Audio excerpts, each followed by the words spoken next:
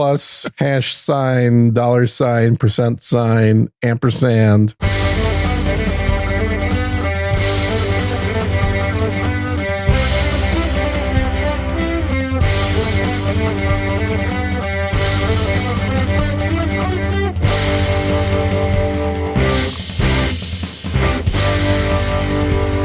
Hello and welcome to episode number 51 of Unrelenting Friday, November 25th, 2022. It's Black Friday, Gene. Is that racist or what? No, because it's great. It's great. Sure it is. Everybody's out shopping right now. Like the old days. You, man, there's some deals to be had. There's a lot of stores that really want your money. I think it's funny that I've been seeing Black Friday deals since like November 1st. Well, true. The Black Friday sales are starting. I got really lucky here. I had some friends that got married, and they just got married like last week, so I was able to buy their wedding gifts on Black Friday. Nice, the Black Friday specials. I'm like, yeah, you guys are getting some gadgets. It's the best time to get married. You get twice the gift that way, or you no? Do. You kind of do. I did order multiple gifts. It's like, this is when you're going to get the best deals on everything, allegedly. Mm-hmm. Although I've noticed the shipping times are already starting to kind of push out. Yeah, well, there was the headline on Drudge today was Amazon workers striking worldwide. So depending where you're ordering, that is, it's funny because it's like, I didn't think they were allowed to do that. Well, this is a question of how many people then end up getting fired. It's like, we figure we're going to hit them at the time they need us most. It's like, I don't know. It all depends, I guess. It's how the economy is working. How many people are there to take the jobs that you think you can walk out on? It's like the Twitter folks with Elon Musk in the letter with, you better not fire anybody. And Elon's just like, see ya. How are you today? Not bad. Good. You're a little under the weather last week. Yeah, this is like the first time doing just a talking show. I did the pre-shows, and yesterday did a pre-show for No Agenda with Fletcher and Pfeiffer. But yeah, I was thinking about it because it started. Yeah, how'd that go? I saw the ad for that. You know, it's always fun, but it's less musical. It's a weird thing for me.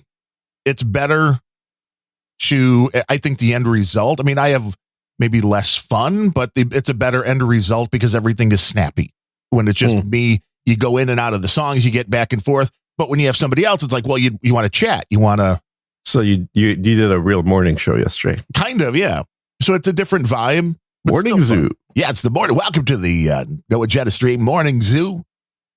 But I thought, it's like, went back to, and I was feeling fine. In the morning. Yes, exactly. Well, yeah, here we go. We even have Bill O'Reilly. In the morning. There you go.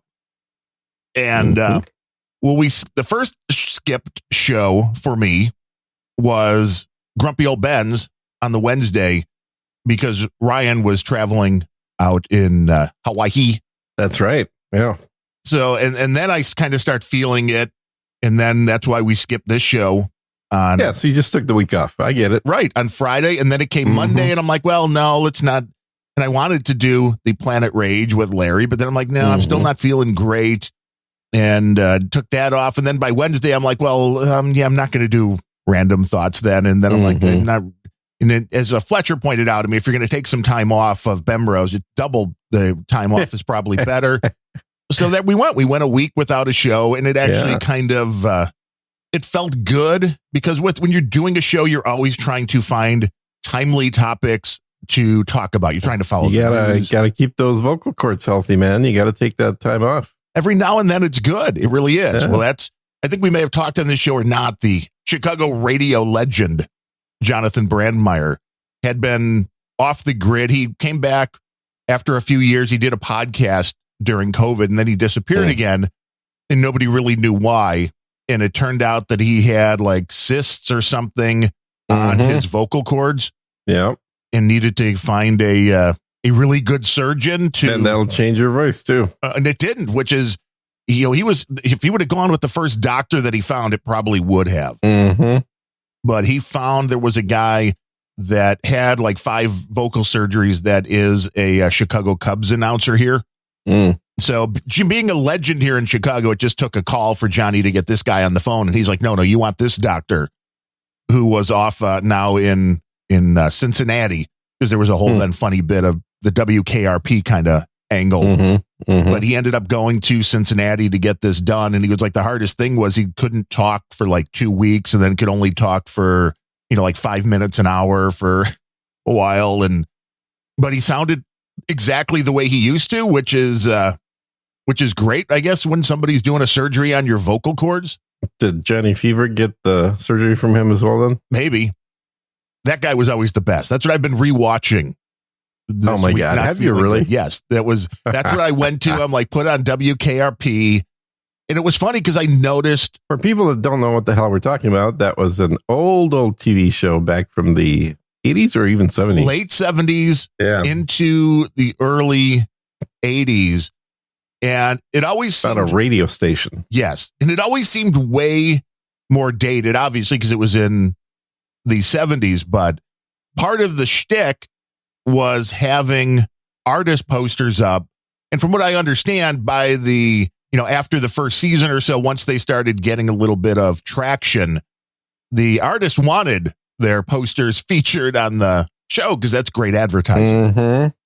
And just seeing the artist, I'm like, wait, U2 was real. They were the Police. That's right. They were that old. And even Madness. There was a big Madness poster in one of the later episodes. And it's like, this is, it's interesting because it's a lot of the music. Well, there was plenty of Lonnie Anderson posters around too. Oh yeah, not in the show, but after not in the show. By, that was exactly it. I've said. I mean, I've learned pretty much half and half on how to do podcasting and that kind of stuff from Jonathan Brandmeier and Dr. Johnny Fever. I mean, those are kind of the go-tos. But it was really the show holds up. Wolfman Jack too. Well, yeah, the Wolfman. That's where you really start frying the vocal cords when you try to do that. But it was interesting with WKRP because they covered stuff like the deaths at the Who concert in that was in Cincinnati or Cleveland, wherever it was in Ohio. I don't remember if that was in Cincinnati that actually happened, but it's like they covered that. They covered a lot of really serious stuff, but they also the comedy was definitely there. And everybody should check it out. If you haven't watched WKF here, it's a hot take, a show from 1978 or 9.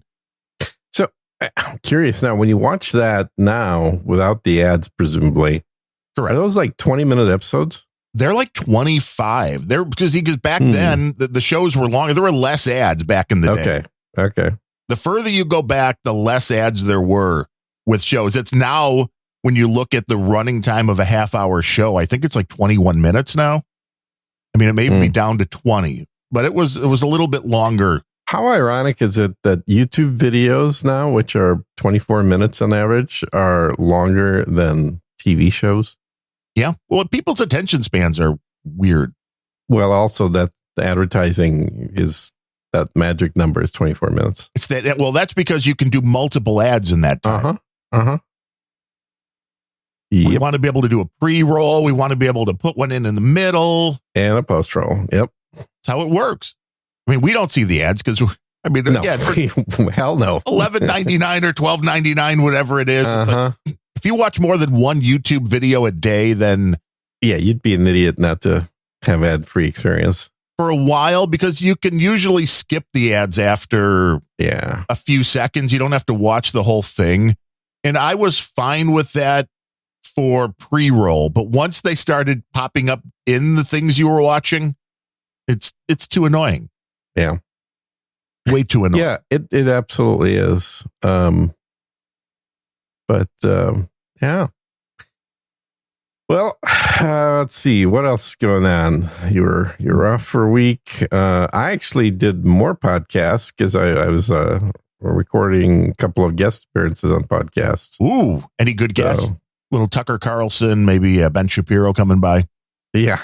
No, other way around. I was the guest. Oh, okay. So you were at Tucker's? Yeah. I was not quite. No, but I did do a few guest appearances. Wait. People actually wanted you on their podcast? I know, shocker, right? Not for my politics though. These were business podcasts where you got a very serious Gene, not the fun jovial Gene that you're. They're like, Gene, give us the information that you have that could actually help the people listening to our show better their business. Right. Help us make more money, Gene. Oh, okay, sure. Here you go. You don't give that away free. Hell no. This is where you give like, well, there's 3 vital steps to what you need. And then here's the first one. Here's the second one. Now, if you want the third one, you need to go to my website. But you're thinking of Ben Shapiro. That's pretty much his concept. I'll tell you. Oh, yeah. Ben Shapiro, his YouTube videos is basically the first half of his show where, okay, gang, if you want to get the rest of the show, make sure you go to benshapiro.com and become a member. It's an interesting concept. We've looked at all the different ways to try to monetize doing shows. And that is one that obviously works because enough people do it. I find it to be the most annoying when they give you half the thing for free. Yes. The whole, well, here's half and then you have to pay for the rest. But then I guess the flip side is they could give you none for free. And if they did that, they would have nobody pay. Ads, right? And just make ads to get people to sign up. I mean, if you look at like Timcast, which I watch pretty regularly, they don't split their show in half, but they have 2 shows. Right, but he seems to do so much content that it's like, who has time to watch the free Timcast content? And then really, who has time, if you actually have the time to watch the free, that also then has time to pay and watch more? Well, I mean, I know you do. So you might be the guy. He's got, I think he's talked about it. You mentioned number. I think he's at like 200,000 subscribers right now. He's up there in O'Reilly territory then. Like, that's not bad money either. No, not at all. Well, he's got a pretty big crew out there. I don't know what they all do, but he has a lot of bodies walking around with skateboards. So it's the vibe. That's definitely the vibe. That's all he wants is the vibe. He wants it to be that look and that feel. Yeah. And get people to believe him because he's wearing a beanie. I don't think that's why people believe him, but sure. When will the beanie come off? I mean, will he be, like 70 years old, like O'Reilly, still with the beanie on doing his Probably. show? He's still making money, maybe. Yeah, it's definitely his symbol. I mean, if you look at the logo of the company, it's basically a microphone with a beanie. That's what he's known for, I guess. Yeah. He just, unfortunately, a bad wardrobe decision is going to define him forever. Well, he's just like, I just started the show. Okay, and it was boomer. Cold.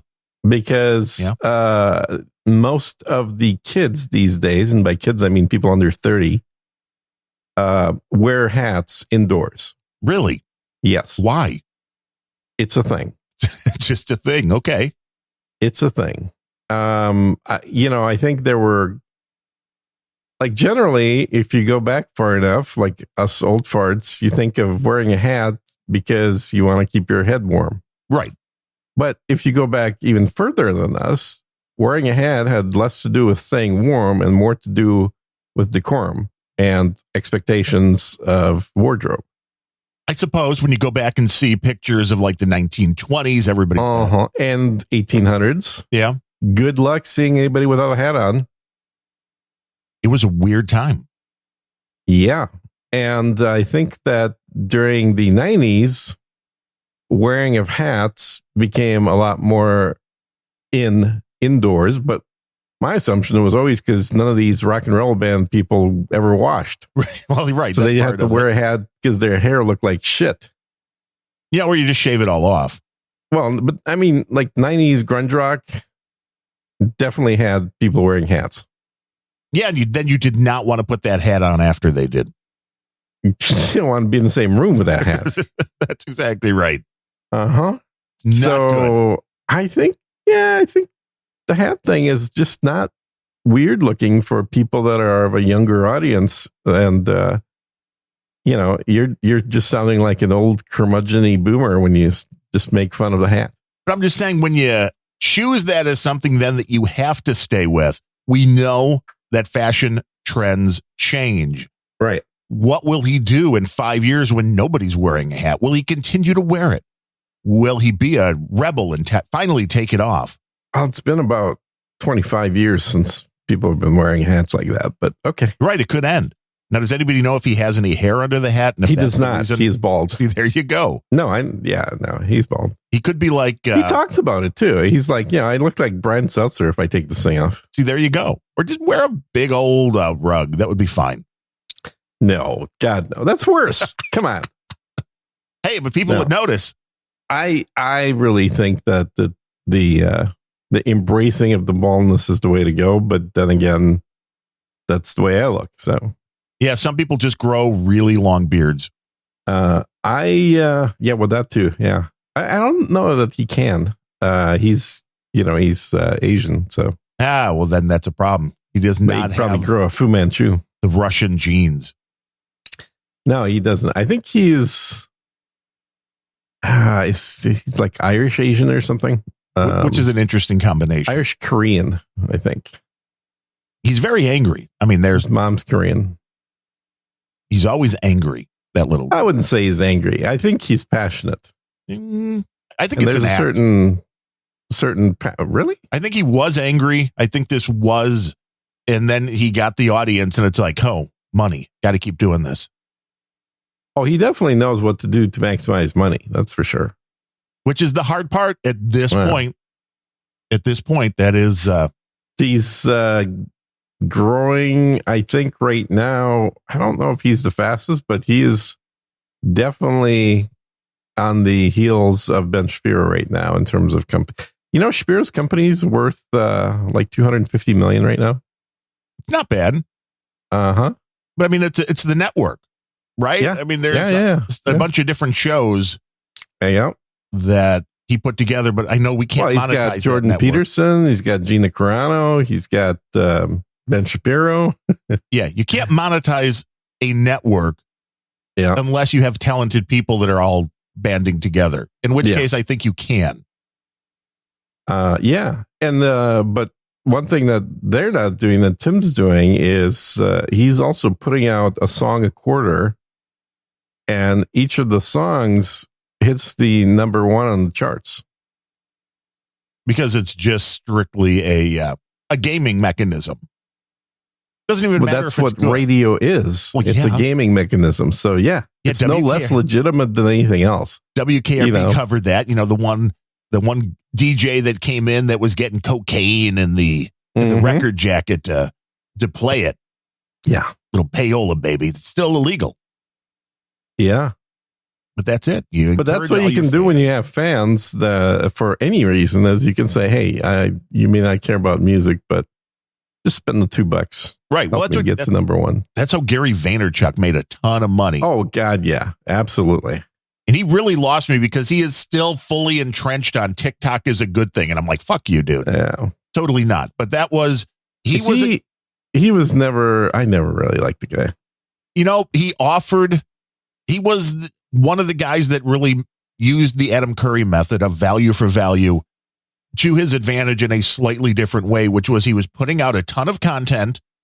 There was no way at that point to have, paid subscribers. He wasn't doing the value for value, like promote my shows or support my shows that way.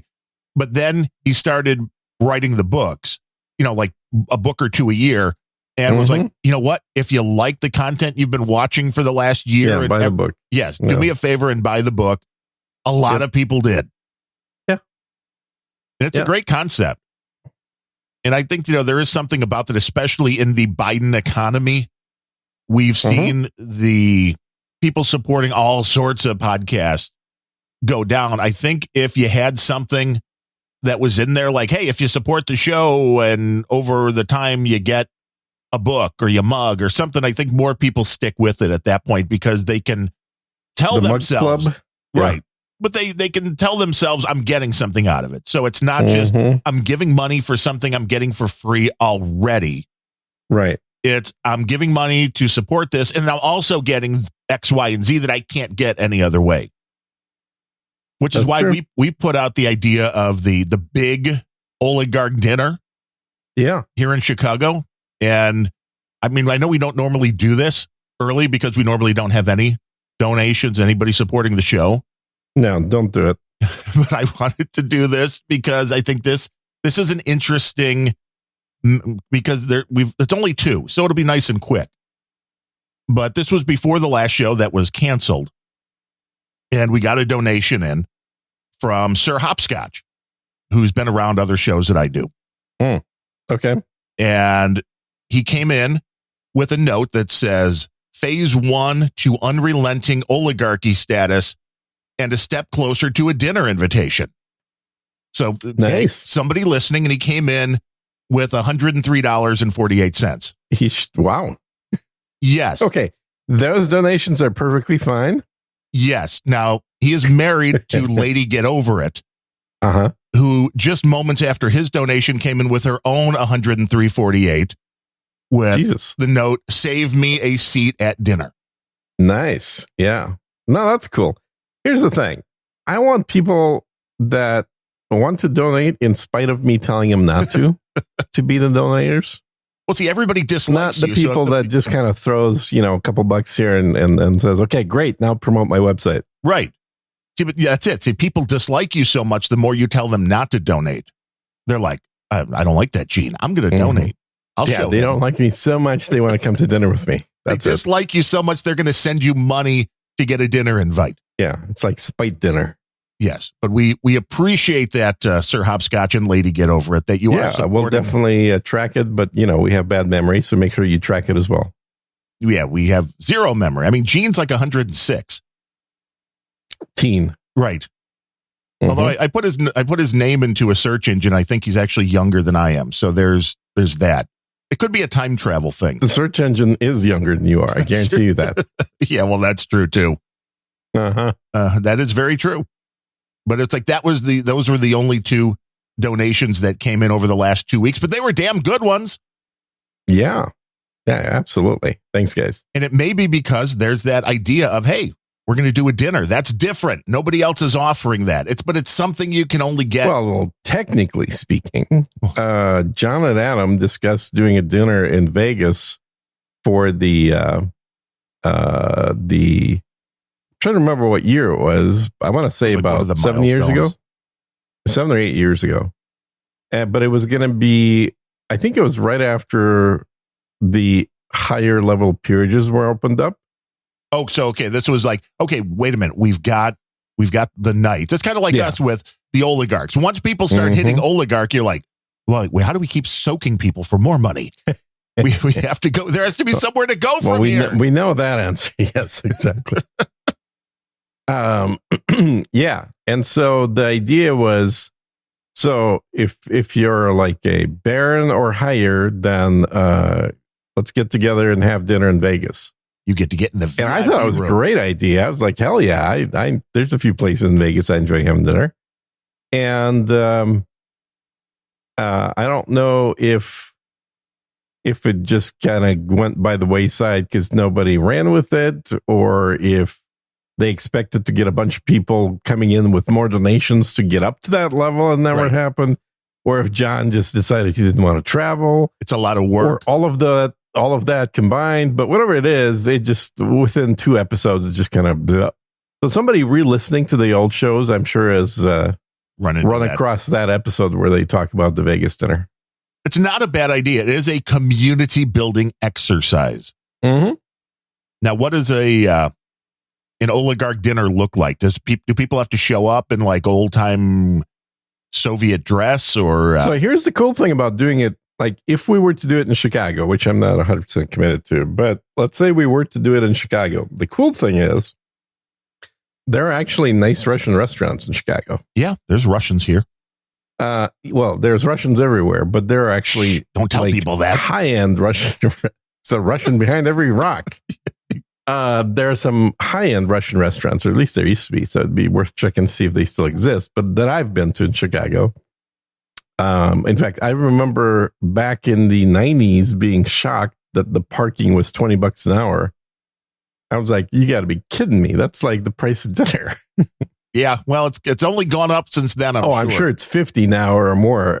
Austin is $50 to $60 an hour for parking right now. Like, would you like your car back? Would you like it back without bullet holes? There's a bunch of different levels you can have.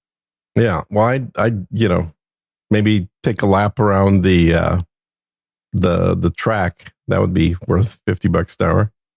The official F1 track restaurant, though, it should be probably some kind of Russian aspect to it. Yeah, and that's so the only Russian restaurant in Austin closed 3 days. No, it was more than that. It was about 2 weeks after the liberation of Ukraine started. Really? Mm-hmm. That people were like, "No, we're done. You are horrible people because of your ethnicity." Oh, it's worse than that. So within a week, they took the word Russian off their sign. Whoa, they went Russian woke? They went Russian woke. They're like, "Yep, we're just gonna serve ethnic food now. We're not gonna. It's no longer Russian." It's right. It's quote unquote ethnic, but it's the same food. But we're just not going to call it Russian. And then within it was probably 2 weeks after that, as they just closed their doors. That's crazy. It is. It is. It was definitely not expected. The owners were not actually Russians. They're so they were fake Russians. They were Belarusian. But I don't know. Maybe they were a little too sympathetic to Ukraine. Maybe they got some threats and they didn't want to deal with it. I mean, the fuckers survived COVID, which as a restaurant is not an easy thing to do. And then maybe that's the issue, is that surviving COVID just put them into huge debt. And then this happening where they're like, no one's going to show up because no one wants to be in a Russian restaurant. Nobody wants to be associated. Maybe they just said, fuck it. Right. We're just going to shut the door.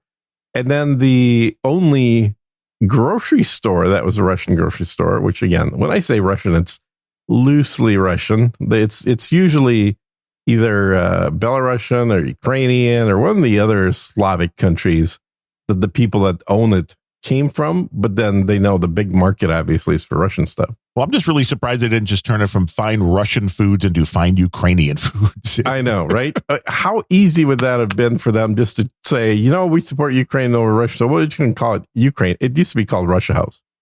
You could have turned it into Ukraine House. Yeah, easily. And I would have called them pussies, but I would have still gotten and eaten there because, the food was good. Food's the same. Yeah, there was something in WKRP about Russia, and the joke was that they're probably in Ukraine by now. And I'm like, wow, this is going back 40 years. Like nothing has changed. Nothing. Oh, yeah. Changed. Well, a few things have changed. There's a U.S. installed government in Ukraine, but other than that, I guess a few things have changed. Just that little conflict going on. Just that little tiny bitty thing. And man, you really feel bad for those folks. It's still going on too, which is amazing. Yeah, I mean, I don't think it's that amazing. Because when Russia went in there, they were doing zero damage to any infrastructure. They were doing zero damage to anything that wasn't specifically a military target. And, I think by doing that, they were hoping that it'd be over quickly with minimal destruction. And unfortunately, what they didn't count on is the Biden money that was in Ukraine that was going to be defended until the last Ukrainian dies. Well, Biden has to wash his currency somewhere. The Biden crime family, that is. Mm-hmm. And what about the whole crypto aspect of the money going in? Like, so now we have a failed crypto king. Yeah. We have billions of dollars. They're like, well, this was kind of a Bernie Madoff. We're using your money. And there's money going from this to Ukraine to Biden to... Yeah, Ukraine was investing the money that it was receiving from the United States and Europe into Bitcoin, which just sounds just like, huh? Well, it's like a get-rich-quick scheme, man.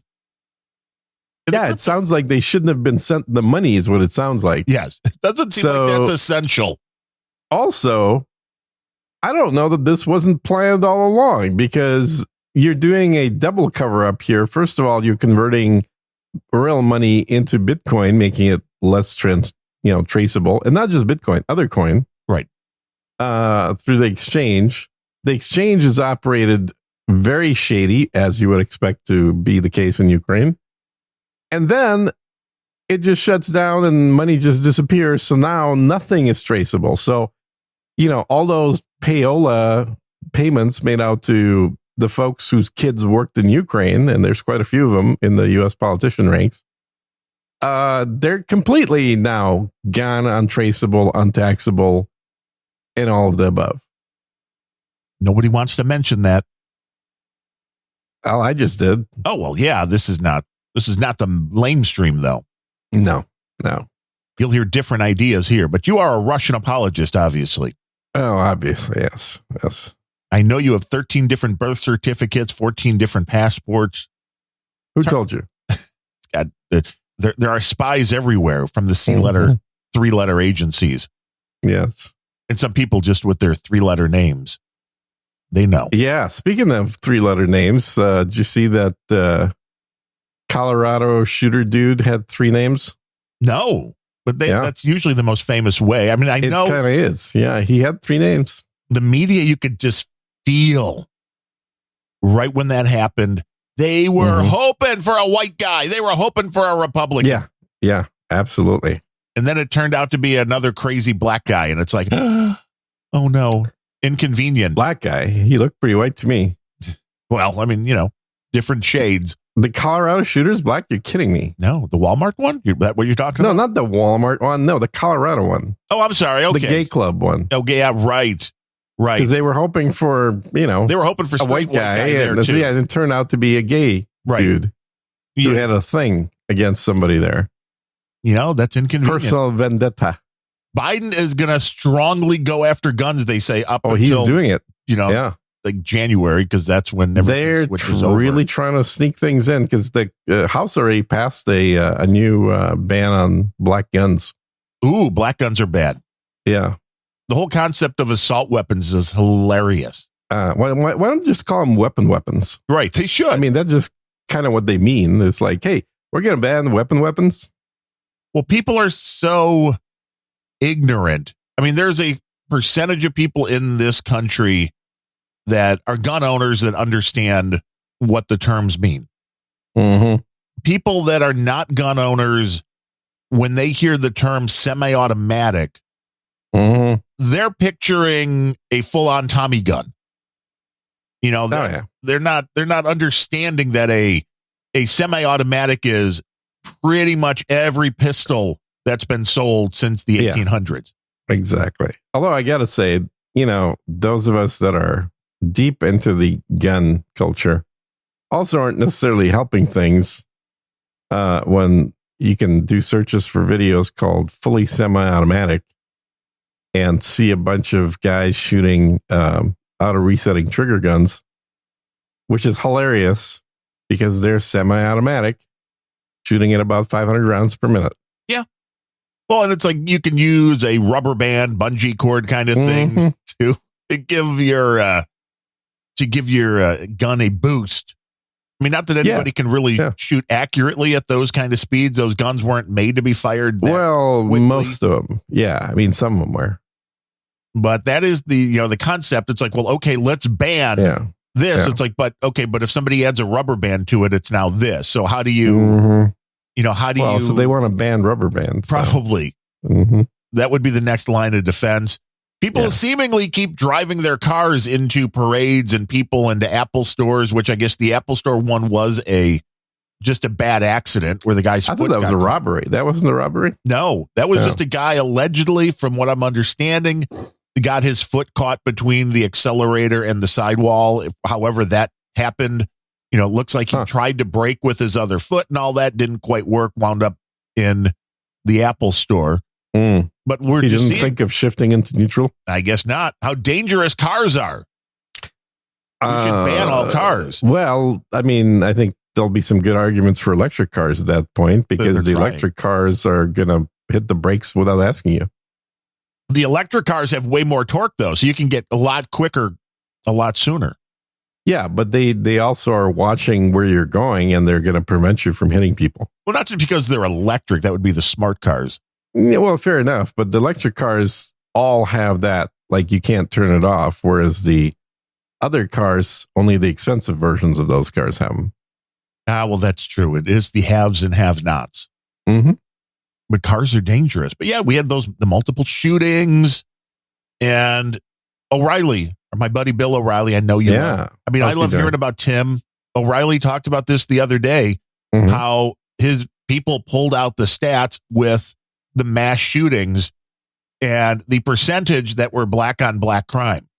But that's never the stuff that's being covered on the news. Right. Yep. It's always the white guy. It's like that's shooting up a school, but it's like, no, that's not a majority. I mean, that's horrible. They all are, but that's the minority. But it doesn't even matter. I mean, honestly, as a percentage of population, the number of school shootings we have is statistically insignificant. Oh, yeah. Well, they're being picked intentionally because this is where we're trying to, one, do the most damage, and two, it's when you know a place, and people had been talking about this with the Walmart shooter. Once you have a company, that their policy is it's no guns. It's anywhere there's a no gun zone, a gun free zone.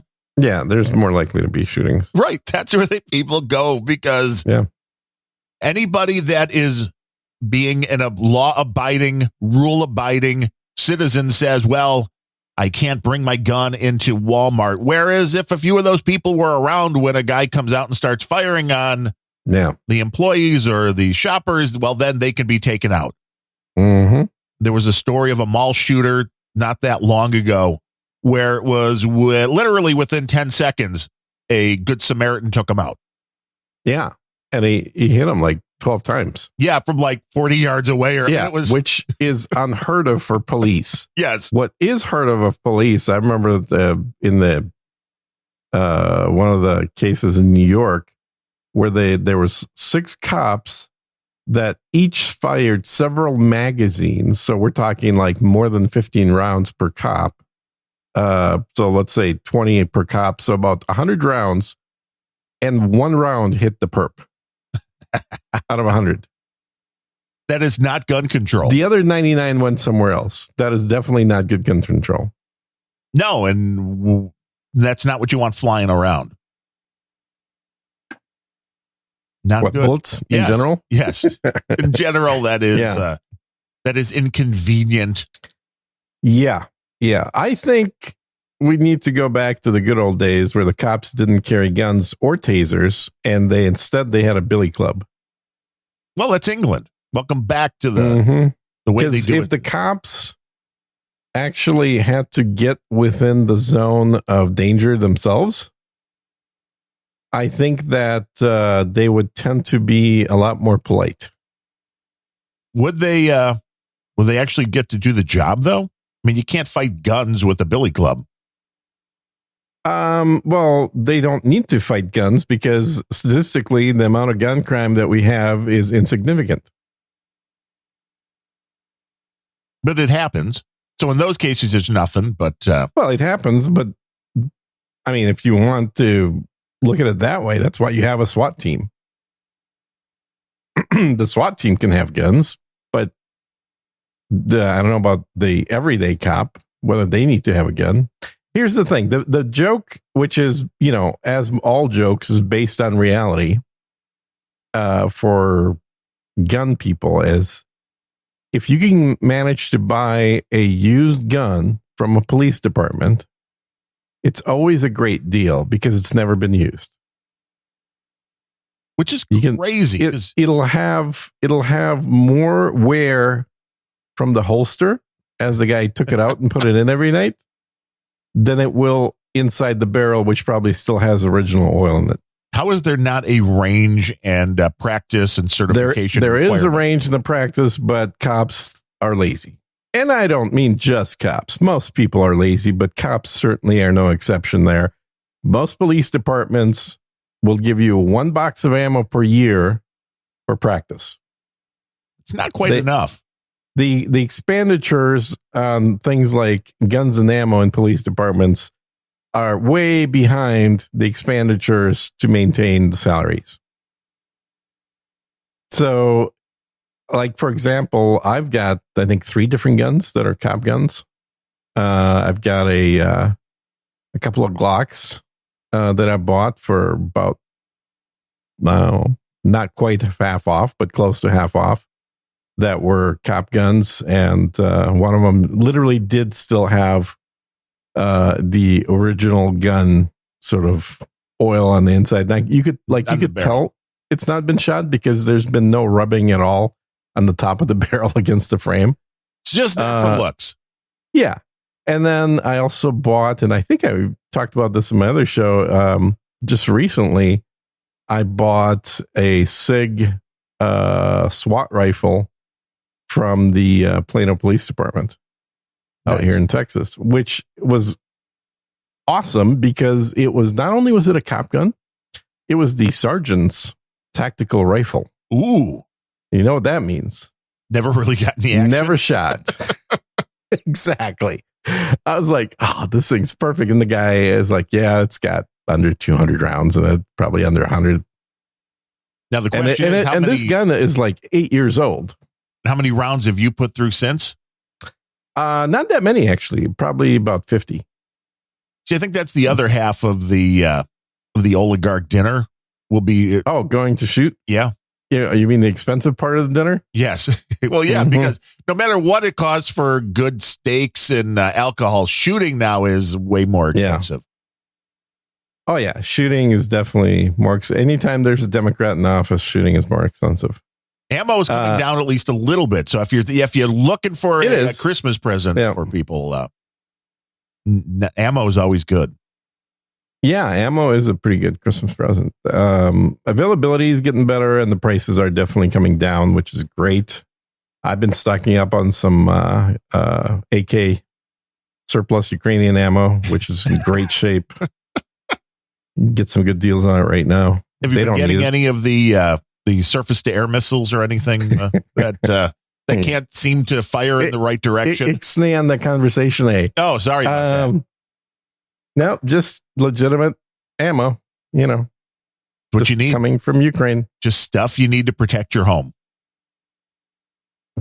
or Russia. Sure. And just or go, Poland. Go have fun at the range. Yeah. Yeah. I mean, honestly, I wouldn't consider any East European ammo particularly good. If you look at test results, it's usually the least accurate shit out there. Doesn't matter which country, whether it's coming from Czechoslovakia, or I guess we don't have the name, or Czech Republic, or Serbia, or Russia, or Belarus, or Ukraine, or any of those countries. The ammo quality is not the best. And you want reliable ammo.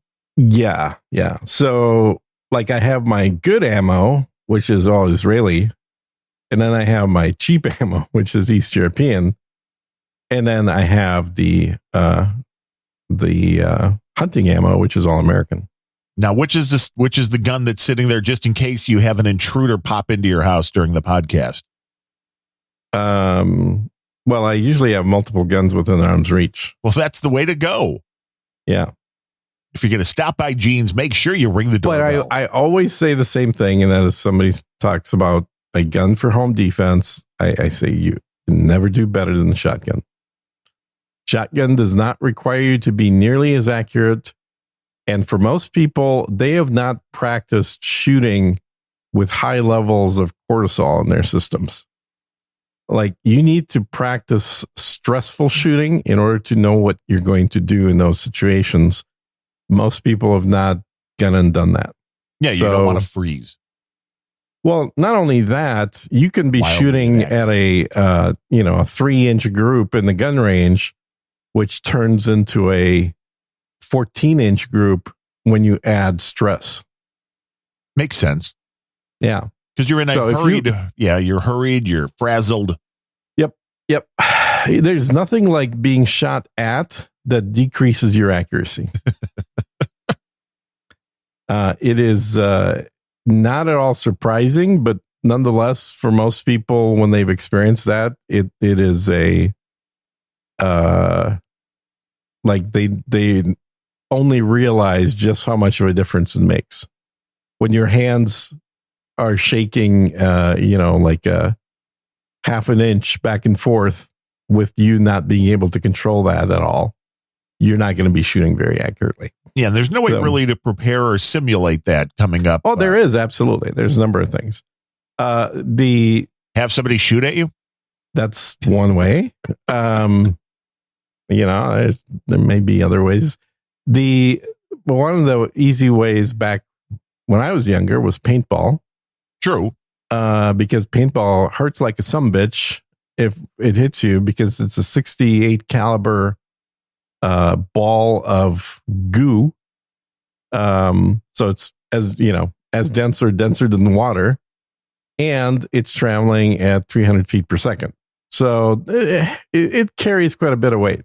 Now, paintball, I think, has kind of fallen out of favor these days for the what do they call that? The little little beads that everyone shoots now. I don't know. I just figured it's all bad for the environment. God damn, what is it called? They've replaced paintball with something else now? Yeah. It doesn't have paint. It's just like you're shooting little plastic pellets, but it seems to be quite popular these days. Well, then how do you know you hit somebody? Well, I mean, they know, but... Well, the person's supposed to raise their hand and say hit.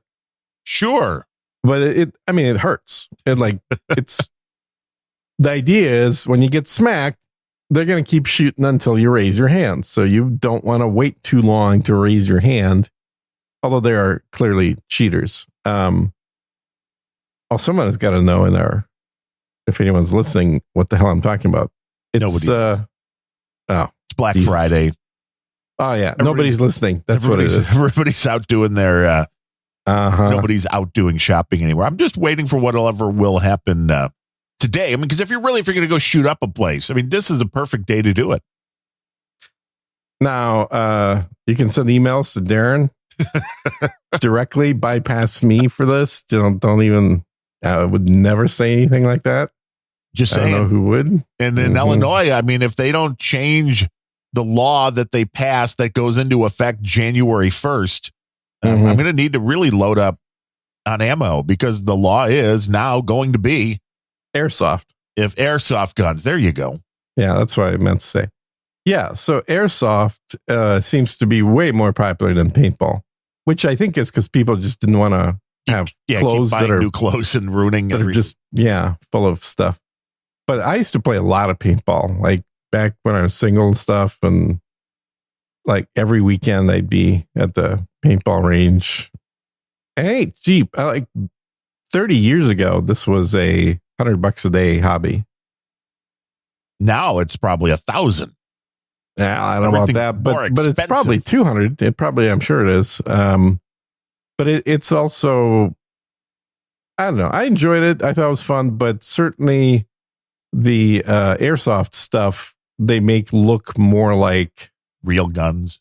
Yeah, because a paintball gun, it looks a lot more like a paint sprayer for your wall. Right, because it's big and chunky. Yeah, it's big and chunky, and like I had remote oxygen. It wasn't oxygen; it was a remote nitrogen tank. Right. On my back under the camos, and then a braided metal hose running through the sleeve down to the gun that was perma mounted to me. And then, but it was enjoyable. But that's one of the ways you get used to, like, still focusing and concentrating on shooting when somebody's shooting at you. The other thing, you could take a class in it. There are gun schools that do simunition classes. Simunition is it's what a lot of the more, I guess, let's just say military contractors trained with. You use real guns, but instead of shooting bullets, they shoot these little squibs that are kind of like paintballs but smaller. They're standard bullet size. That, like, you go through a kill house with one of those, and you've got the red team and blue team. Boy, that gets the adrenaline pumping. Oh, I would imagine. And I know they've got different things now that like shoot out a laser that you use your own pistol, and they have special things that go into it. So when you fire it, it just kind of shoots the beam of light. But then again, you're trying to shoot at certain targets because that's really that doesn't work. It has to be something painful. If you're not afraid of the pain that it's going to result in, you're not going to have the same type of response in your hormones. Well, this is why Sig Sauer, from all of their most popular models, they now make BB guns to give you they make airsoft guns. Yeah, I don't know about BBs, but they definitely make airsoft guns of all the SIGs. Which is probably what those are. Because I know they're safe to shoot in your own backyard. Well, legal anyway to shoot in your own backyard. Yeah. And they're not the only ones either. But yeah, absolutely. I've posted a couple of videos on No Agenda Social of. Wait, you're still on No Agenda Social? Yeah, are you not? No, I hardly see stuff from you. That's true. I don't post a lot. No, I don't either. I'm probably around 100 posts a day or so. Well, see, you just take up the slack. But I take up the slack for half the people on there, for Christ's sake. That's right. It's like Elon said on Twitter, there's like 10% of the people doing 90% of the content. Mm-hmm. Yeah. They deserve to get some cash. They deserve to be cut in. Yeah, man. Keeping the thing running. Totally. But as of January 1st here, I think we talked about it a little bit. The law is going to be, and there's a lot of asinine stuff about things they won't hold people that commit criminal offenses for. But the biggest ones seem to be that they made the trespassing charge, they dropped it down a rung, meaning that if somebody actually comes into your house or yard or, No, this is in Illinois? Yes. Mm-hmm. You can call the cops. The cops can come out. The cops can give the person a ticket, but the cops cannot remove them from your property. So you have to shoot them. That's what I said. And it's going to be kind of a roundabout at that point, because I think that's what people are going to have to do. And then, of course, they'll probably try to prosecute you for doing that. But I don't know. If somebody comes into your house, it's like, what? You're telling me that if somebody actively breaks into somebody's home and just is like, no, I live here now. The cops, right? The cops can't come remove them. Of course, people are going to start getting shot. What's the point in having cops? I mean, I've been on the defund the police bandwagon longer than most people, way before it became a thing in BLM, because I've seen way too much police corruption. But what's the point at all of paying cops if they can't do things to provide safety? At that point, none. And that is the point that a lot of the local mayors here in Illinois and the police departments are making, because it's like you're not letting them do their job. And right. And doesn't that law just apply to state police then? City police have their own laws. That was also one of the things that was discussed, because very much like we have federal laws and we have local laws in the states. Yeah, there will be, I'm guessing, local authorities who are like, fuck the state of Illinois. This is not how we're going to run our locale, unless it's, unless they're somehow going to have, I don't know what the state can do to local towns. If they're like, the whole trespassing thing. No, we're not doing that, because that's insane. I understand if somebody's in your yard or something like that, but it's like, well, if they're still on private property, being unable to have the police take care of the problem, you're absolutely right. Although technically the police are never going to take care of the problem, even before this law, because the cop's job is to show up and collect information from the witnesses. It is not to actually do something about a criminal event. Now, I would agree on some of the stuff, but if you had somebody that had broken into your house, the cops will come and they will arrest them and take them away. When you change it to, it's not. But how often does someone stick around to wait for the cops to show up? Never, because they know they will be arrested. Now, if you change that to the cop can only give you a ticket, which you can then just ignore. This is, again, the concept of having repercussions for the crimes. Yeah. And this is like so logical. Just get a shotgun. Yeah. I mean, I don't know what the laws in Illinois are around shotguns. Maybe those you can have. I mean, I already have pistols, and we've got Now, in Illinois, to own a pistol, you need to get a federal owner ID card, which the state police put out. I know, but we've got them. I've got it. The wife's got it. We both got pistols and shotguns. I don't think you need the FOID card for. I think you can buy those. Yeah, I remember they used to just sell shotguns in Kmart. Like Walmart before the manager starts shooting them up. Maybe they wouldn't get shot up if they still carried them. If people were afraid of the repercussions, a lot less crime would happen. And I just can't believe that people don't understand that. It's just like if you have kids. Yeah. The parents who are like, yeah, we never punish little Jimmy or little Jenny for anything they do. Those kids continually misbehaving. They're little brats. Yeah, absolutely. The parents that reprimand the kids, they fall into line. There was a dude on kind of the I don't know, I guess he was sort of conservative-ish. But he had an interesting, he was one of the early sort of political YouTube channels. And he had what was his name? He was a Canadian dude with a British accent. Well, that's weird. I'm sure the people know exactly who I'm talking about. But he always used to do his videos where it was just him standing next to a white wall. And he'd talk about, he's generally conservative. And he was one of the early people got banned off YouTube. But one of his stances I could just never understand or agree with why the hell he had this stance, which was that he was completely against like using a belt on kids, corporal punishment. I'm like, dude, that's what works. Right.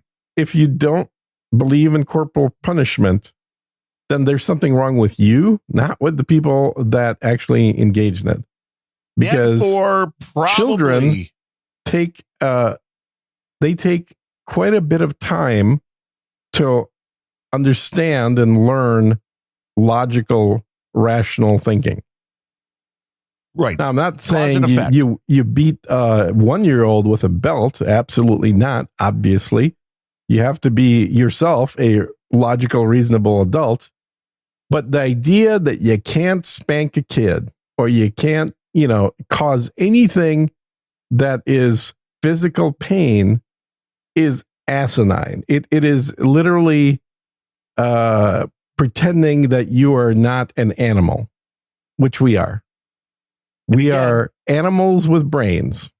But all of those animal instincts are still there. Any animal that has managed to survive up to the present day has a built-in, doesn't even have to think about it, doesn't have to use their brain. It's almost literally in their spinal column. This idea that if there's pain in part of my body, I need to stop doing what I'm doing and pull that part of my body back, whether that's caused by touching something hot, touching something cold, getting thwacked by a branch. I don't care what it is. We all have natural reactions to painful stimuli. Yes, to knowing there's a repercussion to the action. Well, it's not even knowing there's repercussion. I mean, that's the idea, is hopefully you'll learn not to do the thing that caused pain, but we all have an instinct to avoid pain. And so to simply say you should never lay a hand on the kid because they're a kid, and you should trust them understanding your explanation logically? Right. That's just stupidity. That's bad parenting. It really is. It's like you might as well give women the right to vote. Right. That's not going to. Gene at unrelenting.show is where you want to. Wait, what? Just saying. Uh-huh. That is repercussions. Again, God, what was the guy's name? Because he's still permabanned, I think, from all the platforms. But he was one of the early guys, like before Alex Jones. Hey, but you saw Trump got his account back on the Twitters. And a whole ton of other people. Everybody and more but should Alex be getting Jones. him. Yeah, and even more people should be getting him back because Musk put up a poll, say, should everyone get their accounts back unless it was deleted for a legal reason. Then hell yeah. And the poll had a 70% affirmative vote on it. I mean, you either have free speech or you don't. Yeah. And I think he kind of stepped into it with his comments about Alex Jones, which like, nope, he's never getting back. My kid died in my arms, and I don't, you know. It's like, well, that's unfortunate, dude. Has nothing to do with Alex Jones, though. You know, you're as Ben says, your emotions. No, what the hell does Ben say? He has a funny little saying about emotions. Your emotions don't have rights or something like that. I can't remember. I got to look it up. Oh, yeah. Have you heard it? No. Oh. I don't listen to Ben. You've never listened to Ben? No. I can't listen to Ben. He talks too fast. I can't understand what he's saying. He talks too fast. You know, say the same thing. Well, that's why you have to accelerate all other podcasts to match his speed. Right. In order to understand Ben Shapiro, you can either slow him down or you have to speed the whole rest of the world up. Yeah. Just to try to understand. I just speed everything up. But repercussions are an important thing to know. Mm-hmm. And if there are never any repercussions, then you will have people running rampant. We're seeing that in the major cities that have gone to these no bail laws. Oh, here we go. There's guys that are picked up multiple times a day for committing crimes because we just don't keep day? Them. Yeah, you're kidding. No, Jesus. There was out in New York. There's been some just horrific stories. So Ben's thing is facts don't care about your feelings. And this is true. Nobody cares about your feelings, really. Yeah. That's very true. Don't say that to your wife, though. Right. No, it's. I think Ben is. He's built himself quite the nice little empire. Yeah, there's no question. He's made some cash. Little fast talking lawyer pretending to be a conservative. That's what people say. Yes. Mm-hmm. He's still faking it after all these years. He's doing a good job. There's no question. Yeah. He's figured out how to make money in a sphere that's kind of hard to make money at. Mm-hmm. And in a land of the cancel culture, the Elon thing, I know a lot of people don't give a shit about Twitter. But Ben is such a stereotype, though. Well, yeah. But the Elon thing. He's a lawyer. He's married to a doctor. Obviously Jewish. Both of them. Russian Jewish, for that matter. Well, see, there's a cancellation just waiting to happen. And his mom was a Hollywood exec. Wow, this wasn't pre-planned at all. I mean, it's just like you go down the dog. Everything around them is just like, goddamn, he's so stereotypically Jewish. It's just across the way. That's why I think it's important, and we talked about this before we started recording, that if you haven't seen Freedom Tunes Thanksgiving special, this year's is on Tucker Carlson. Last year's was on Ben Shapiro. And the Shapiro one, I think, is even funnier because it's easier to make fun of Shapiro. But Tucker's was pretty damn good this year as well. In general, I just like Freedom Tunes, most of their stuff. They've got a few things that fall flat, but for the most part, they're right on the money. Never heard of them. YouTube channel, is this? Yeah, YouTube channel. Freedom Tunes. You've never heard of Freedom Tunes? It's one of the sort of conservative cartoon channels. Do you think I watch any conservative cartoons? No. Oh, how do you not watch conservative cartoons? You pay for YouTube, for Christ's sake. I know. I barely watch anything. The less is more concept is better when it comes to YouTube. Well, I would, even though the guy that owns that company is Catholic, I still recommend it. Even though, yeah. You can't trust those Catholics. That's for sure. They're out there with the Crusades causing all these problems. I know, right? And I'm surprised that my local, the high school I went to, it hasn't been totally canceled because the mascot was the Crusader. Like, wow, that seems to be glorifying some really bad behavior. How's that? The Crusades. There was a lot of death and murder, and there was quite a bit of that, but I mean, the word Crusades predates the Crusades. Ooh. It just means a journey with a point to it. Yes. But when people say, though, the Crusades, you have that other connotation, which in a woke world would be, that should be canceled from all memory. Yeah, I mean, crusade, really, you could say that Genghis Khan was on a crusade. Hey, we're on a crusade. Well, I'm okay. Yeah, speak for yourself there, Kim Sabi, but I'm not crusading on anything. I'm just talking. But you are talking in a way as if to be on a crusade. Hey, man, if somebody wants to go do something based on what they hear, that's up to them, man. Not on me. Exactly. It was like, again, WKRP. I've been watching what's going on with Kanye. In WKRP, the one day, Johnny Fever, there was a problem with, it was like a garbage strike or something. Uh-huh. So he just mentioned, you should just go take all your garbage and throw it on City Hall. Ooh. And I guess people started doing it. And he was like really surprised that people started doing it. Uh-huh. So they, of course, forced him to apologize. And of course, he does the apology and then's like, but of course, if you're still out there, I feel responsible with that garbage in your car. The mayor's house is. See, that's kind of like us. That's what podcasters do. Yeah. You're like, oh, wait, I can cause people to maybe go do something. Nah, there's no actual power there. No, not at all. There's nobody listening right now. Well, and that's definitely true. I mean, first of all, it's Black Friday. It's the day after Thanksgiving in the U.S. For all our international listeners that don't care about Thanksgiving, there's somebody I was watching that was a conservative British dude that just gave a hilarious comment to the whole Thanksgiving thing. It's like, well, our country didn't go and rape and pillage another indigenous civilization and steal their land, so no, we don't celebrate Thanksgiving. You're not familiar with the British Empire. Yeah, and that's literally my reaction. It's like, oh my God, you literally conquered half the world, and you're going to tell us about that Americans did that? Okay. But they don't see it. That's it. This is the block that people have because they don't understand history. Mm-hmm. They have made no attempt to understand history, and I guess we now live in an era.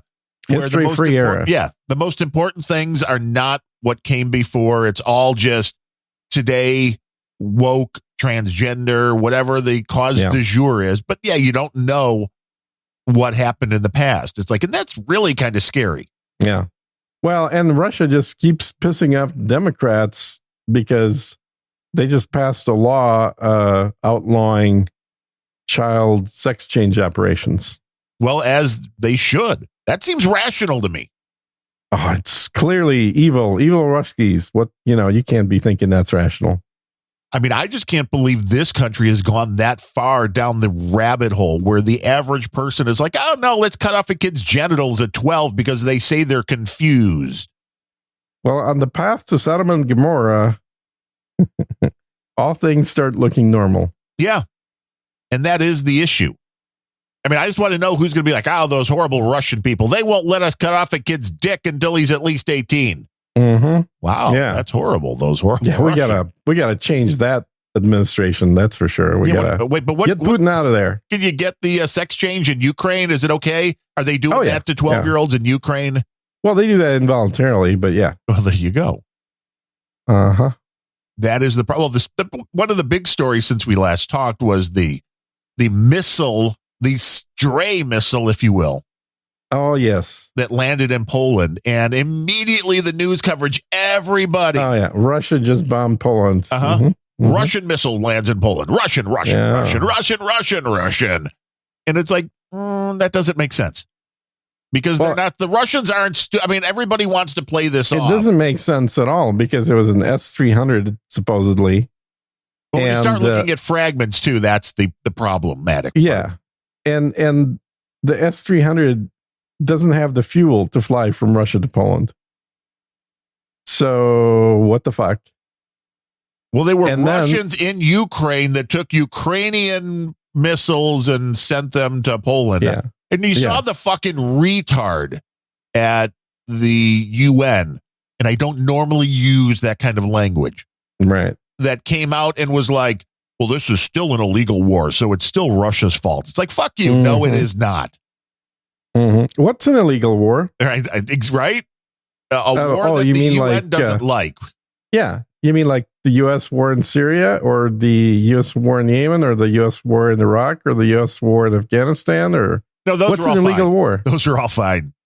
Yeah, those were legal. Okay, so who was the determining factor on the legality there? The UN gets to decide what or the gets their UN stamp. war in Serbia. That was pretty illegal. Nope, that's all messing got with the UN countries. stamp.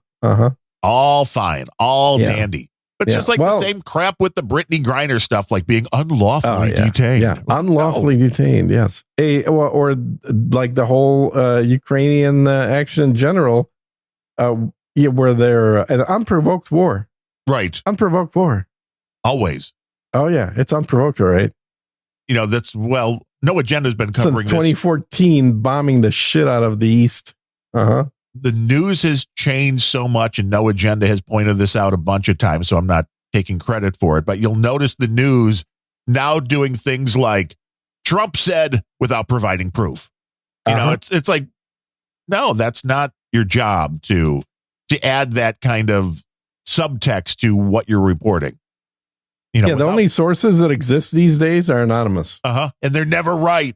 And they're usually coming off Twitter because that's all that media does is just read Twitter. That's the entirety of their research. Because it is a lot quicker to get your research done if you just have to look at Twitter. And I think it also makes sense why they're so gung-ho on Twitter having fact checkers, so they don't have to even do that as media. Right, because somebody else is figuring it out. Well, this was fact check, the fact that the conservatives are all being paid for by Russia, and it's all collusion, and it's been fact checked on Twitter to be correct, so we're going to report it. Which is why the Elon Musk thing taking over Twitter, I think matters. Is it pissing him off? Yes. Oh my God, this is to them, this is worse than almost, if not worse than Trump. And you notice, I think it may be. It's going to get there.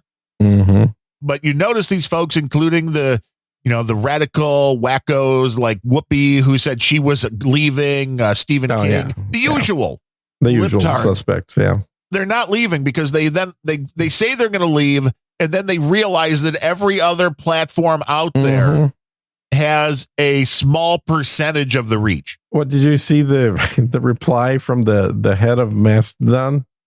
Because that Mastodon is pretty fucking liberal. They were trying to kick off No Agenda Social off the platform. Well, they have. Trying to do a mass ban. Well, that the No Agenda Social and other like instances. I mean, for people that aren't familiar, the Mastodon is like Twitter, but it's a bunch of people hosting their own servers and they all talk. Yeah. What they do when they release the software is tell you, well, there's some bad servers like this, and this, and we block them by default.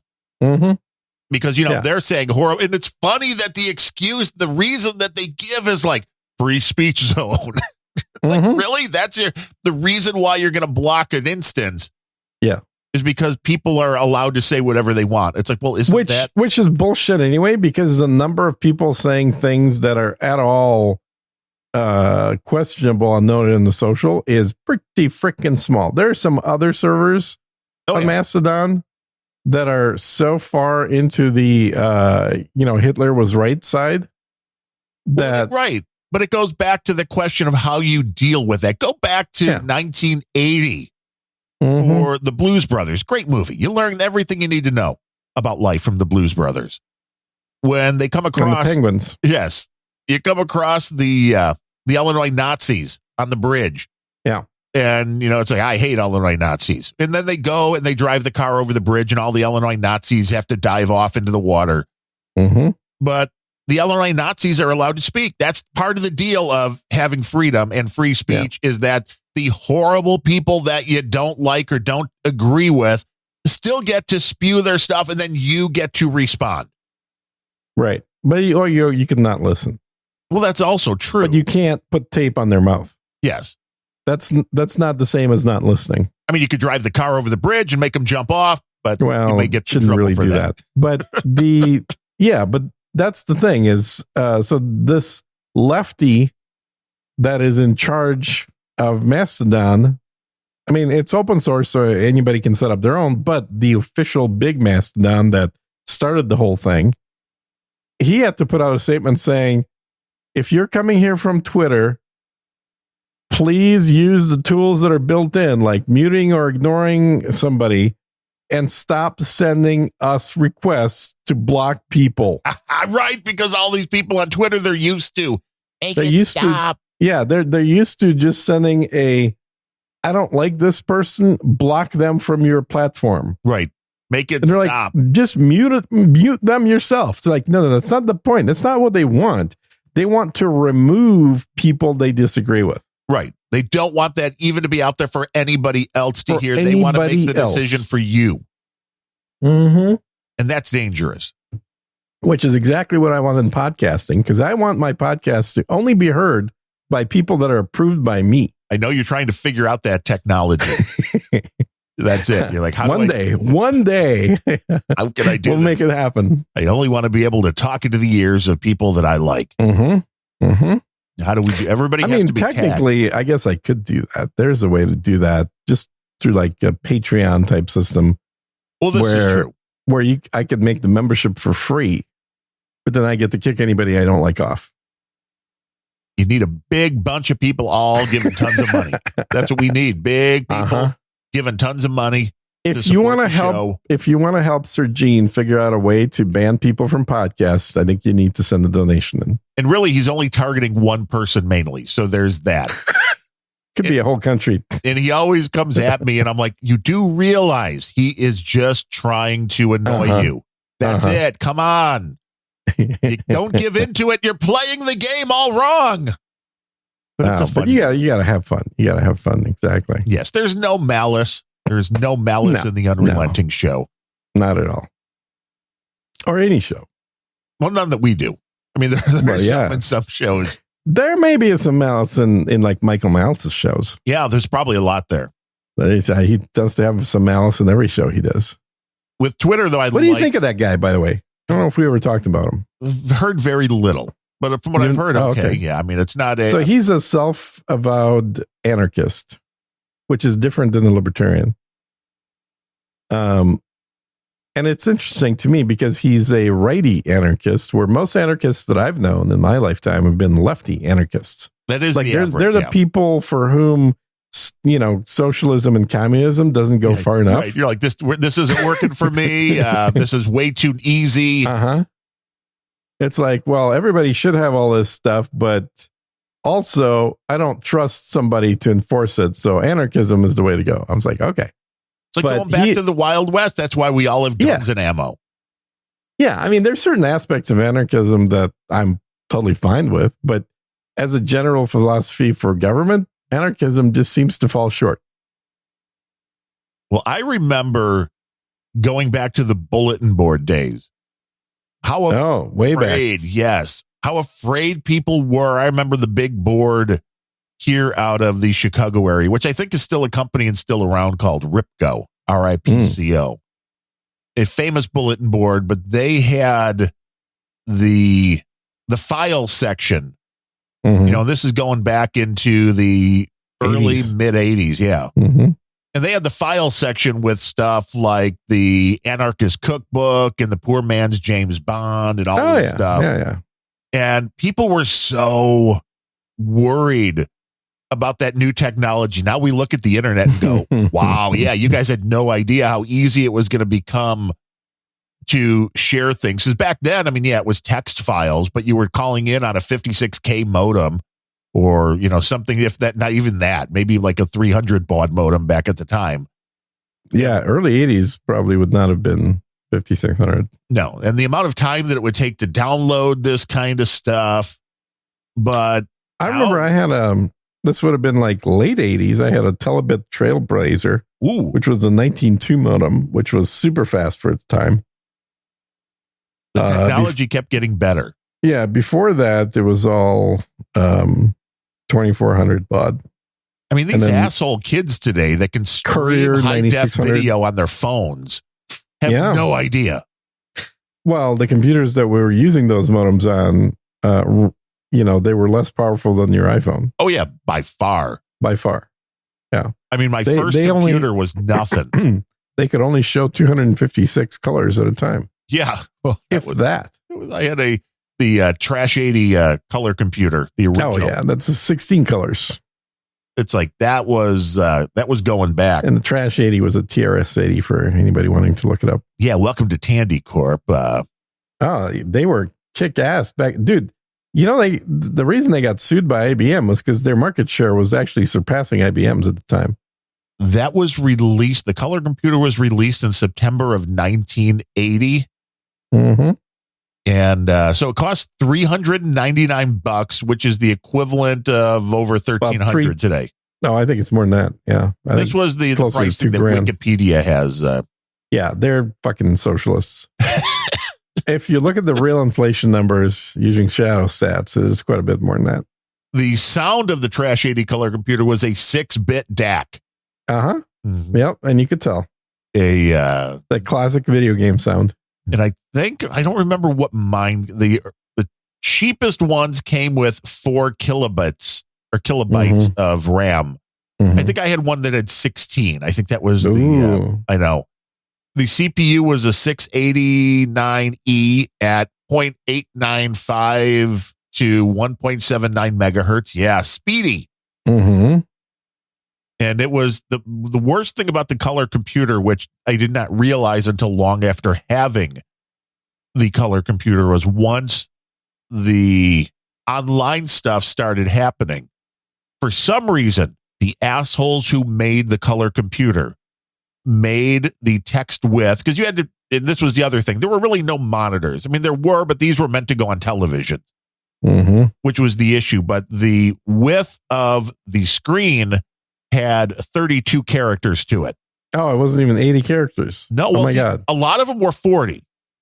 Yeah. But all of the bulletin boards back then were mm-hmm. 40 characters, and all of them tried to do everything wrapped. Yes. Everything wrapped. I mean, so you couldn't even see all the text nudie photos. No, of course not. No. Oh my God. It was horrible. Yeah. It was absolutely horrible. So how big was your screen? I used a few different televisions with them. But I remember using just like a small portable, mm-hmm. maybe 15-inch screen to mm-hmm. start. Wow. See, I was on a 9-inch Mac screen. Oh, well, those were even better. Black and white, 9 inches. I mean, yeah, sure, it was higher quality, and it was, very small.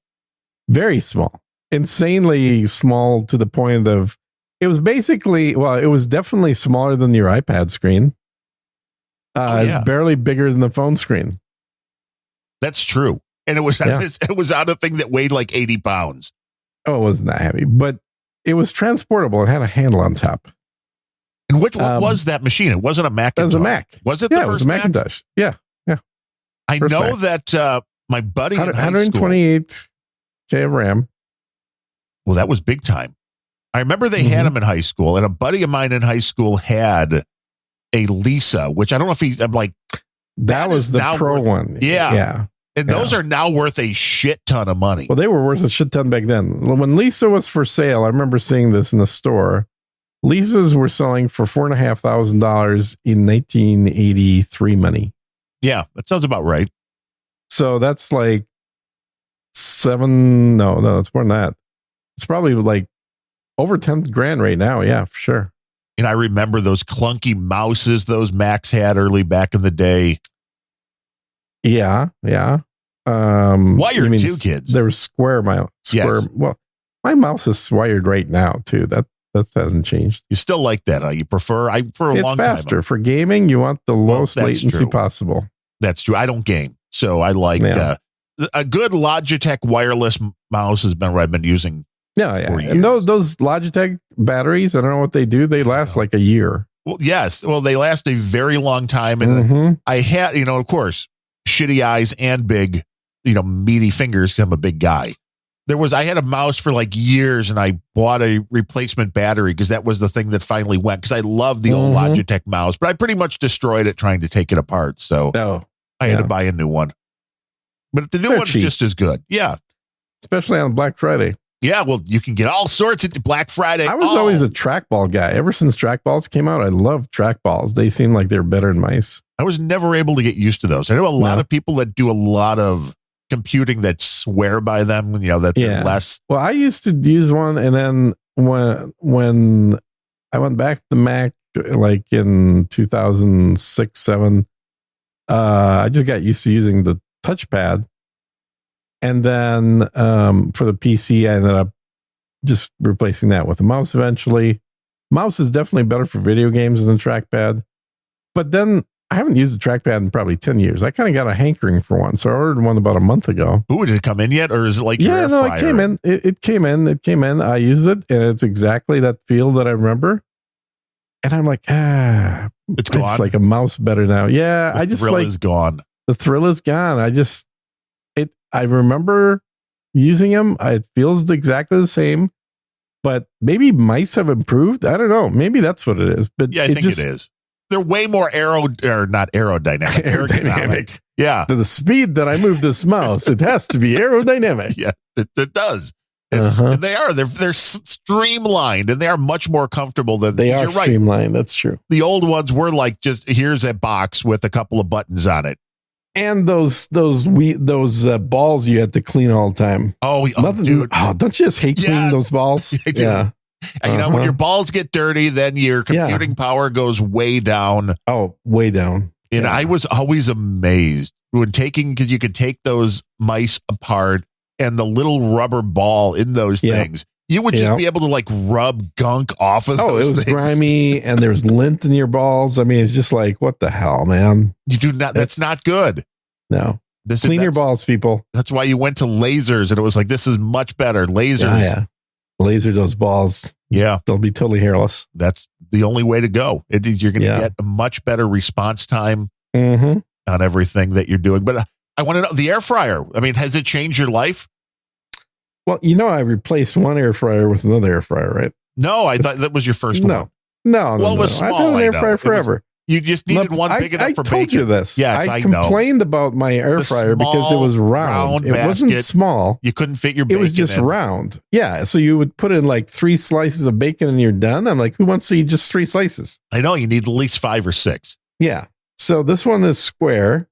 And it goes, that's the other thing, is it goes up to over 500 degrees. Which mine is awesome. doesn't. I was like, damn, I might need one of those now, because ours only goes up to 400. Hey, guess what? It's one of the Black Friday specials on Amazon right now. I believe that. Mm-hmm. It looked like it was a slightly less height on the basket, because like that one is sold as an air fryer and something else. And like grill. It's a grill fryer. Yeah. But I know the just straight air fryer has worked well. It's fine. I just made baked potatoes in that yesterday. Damn, I want to do some sweet potatoes today. Oh, that would be good. Yeah, I like sweet potatoes. Actually, I like them more than baked potato. I don't know why I keep forgetting to buy them. I always just buy regular potatoes, but I probably should buy some sweet potatoes because they taste better. And they are better for your glycemic index. They don't spike your sugar. Do potatoes spike your sugar much? I don't think potatoes did. Oh, yeah, big time. Did they really? Yeah. Oh, huh. I mean, I know it's all carbs. It's all just, starch, but I didn't think it was fast-acting starch. I believe it is. They're bad. Bad taters. Well, I had a couple of taters last night, so maybe that's why I slept like a log. Yeah, we had a nice Thanksgiving dinner over with my parents, had some turkey. Of course, we don't cook. Mm-hmm. And there's a little grocery place here that does pretty good catering. Nice. And they do the turkeys very nice. Now, I mean, I guess we were lucky that we ordered for the 1 to 2 o'clock pickup, because there were 2 choices. We were bringing it over to my parents' house, but there were 2 choices. There was an 11 to 12 pickup or a 1 to 2. Mm-hmm. And I guess when we went to pick it up, my wife went in, and whatever happened, they didn't have anything at 11. They moved everything to 1. So anybody that had ordered for an 11 to 12 pickup, they weren't ready until 1. So I was glad we had a 1 o'clock pickup. That's a little inconvenient for people who are like, I've got this. Yeah, it's getting close. Yeah. Got this planned. But the turkey was very well. I mean, it was big. It was juicy. It was brown on the outside. And nice. It's much better than trying to do it yourself. No, but I mean, that's a pain in the ass. Yeah, I would agree with that. I'm trying to remember the last time that I actually did turkey. I think it was probably 5 years ago was the last time I did turkey at the house, because either I've gone to other people's things, or like this year, I just didn't do shit. You just had a day off. You were like, don't want to see anybody. I had Mexican food for Thanksgiving. See, now that I would prefer a good, what'd you have? Mexican, you have some quesadillas? Uh-huh. Yeah, I did. I had quesadillas and burritos. There you go. Yeah. Now, were the Mexican restaurants open? Because like everything here closes except the Chinese place. The Chinese and Mexicans were the only ones running things. But they should be open. It's like, this is different. People, especially now that you're seeing, the stats are always bullshit, but the stat that I saw on Drudge or Fox or something was like 25% of people just didn't do Thanksgiving because the food prices were too expensive. It's like, we still got to fucking eat. You do have to eat. Yeah, that's true. I mean, you can just order a pizza if you want to, or do whatever. You don't have to have the big turkey dinner. Yeah. But we had the turkey. We had they had like green bean casserole, some sweet potato casserole. Yeah, sweet potato. Yeah, to me, it's always like sweet potato pie. And I like stuffing more than the turkey itself. I would agree. Although turkey skin, especially if it's a fried turkey, is really good. I had a little of that because I was the one cutting it, and it's like otherwise we moved it. But yes, the little bits that are just, which is the best part of a rotisserie chicken as well is those little bits of fried skin. I was talking to a buddy of mine about this. I'm like, you remember that episode in Seinfeld where the muffin tops? Yeah, the muffin tops. You just want to sell nothing but skins. How about just fried skin? I mean, it sounds gross, but it is the most tasty part. Yeah, but what do you do with the rest of the turkey and chicken? Throw it away. Whatever. It doesn't matter. But you... This is a perfectly green business. Nothing to worry about here. We can feed the world's poor. Well, you could also turn it into fertilizer or something. You could just... It's all organic. Nothing... Like, you could throw it away and it's not a bad thing. True. But the skin part is truly the tasty part of the bird. Yes. When done correctly, when it's seasoned correctly and cooked just right. Yeah, you got to put some salt into that oil for sure. Which I've never deep fried a turkey. It's always been something. I have. Is it as dangerous as? I mean, you don't want to do it in the house. Or near the house. First of all, it has to be fully thawed. You don't want to be deep frying frozen turkeys. That's an explosion. Well, yes, because maybe not. I know we never know who's listening and how much their culinary skills come out. But yes, you never want to drop anything that has a lot of liquid inside into hot oil. No ice cubes into oil. No. Don't do it. Not worth it. But it's slightly faster. I will say that. It's probably about 25 to 30% faster than baking it. But it keeps all the juices in. It is very, very soft. The skin is extra crispy. It's all together. It's a very good tasting bird, but it's not cheap because the cost of the oil to cook it in is about the same as the cost of the bird. Right. Because there's a lot of oil. You need a large enough vessel, which is why this isn't for the amateur or weak of heart. But they're not that bad. I think I bought a turkey fryer. But what did you heat up the oil with? Well, no, it's a whole thing. It's a turkey fryer, and it was about $120. And that comes with the vessel, and then you fill it up. It's propane powered, so you just plug in a tank from your grill into it. You let it go for how long for a turkey in the deep fryer? It's about 25 to 30% less than whatever the time that they tell you would be for just normal baking. Which is a while, because I haven't done a turkey in a while, but I did a whole chicken. I think. And that was like over 2 hours, like almost 2.5 hours. Yeah. Which I cannot wait that long for shit these days. I know. I want more instant gratification. I mean, because we don't go to the store. I order online, and I was totally misunderstanding the size when I ordered the fresh chicken. Because I'm like, when we buy the rotisserie chickens, they're small enough to fit in the air fryer. So I'm like, well, if I could just buy one of those before they're cooked, it would fit fine in the air fryer. But this was so big it didn't, so I had to just do it in the oven. And yes, it's like 2.5 hours of it's like, it's fine. So, speaking of air fryers, because we're a show that provides service to people, we are a culinary show at heart. We really are. One thing that this air fryer does that my last one didn't is it preheats. So it first warms up the insides of the air fryer for a few minutes, and then it says, now put the food in. Yes. My old one didn't do that. It was just like, chuck the food in, they had to hit a button, and it'll keep it running until it's done, but it didn't bother doing any kind of preheating, which made sense because the old one just had kind of light aluminum basket thing, where this current one, it's got a fairly hefty grill surface on it. Like, looks like a grill. And I think it's steel. It's not aluminum. So it totally takes a while to get that bottom plate portion heated up. So it makes sense that you would want to do that first and then put the food in, and then you hear the sizzle right away. Yeah, well, the preheating, I think, helps. Even ours, because we don't have the grill. We have the same brand, but ours is just a big heating element at the top, and then the basket, which is very similar, I think, to the one you've got. And it does seem to help to preheat because, I mean, as with anything, you understand that the physics, the thermodynamics of what's going on. Right. Is if you're going from cold, which I go from cold with bacon, I never preheat when doing bacon. I just put the bacon in and turn it on. But if you're doing something like fries or chicken wings or something like that, you really want to preheat to get the outside crispy and everything to cook the way that it should. And it only takes a couple minutes to preheat. Yeah. And it's like you don't need all the oil. At first I was like, well, when you heard air fryer, it's like, well, do you have to put like a little oil spray or any of that on the outside and stuff? It's like, no, you just throw it in. It's magic. And it is just a convection oven, which have been around for a long time. Yeah. And it's just a rebranded convection oven. Yes. With a basket that lets you put things in and maybe get a little, it probably helps the way the baskets, depending on the different brands, but that is probably the biggest part. And how the basket sits in and how the air is allowed to circulate, which is how well they work.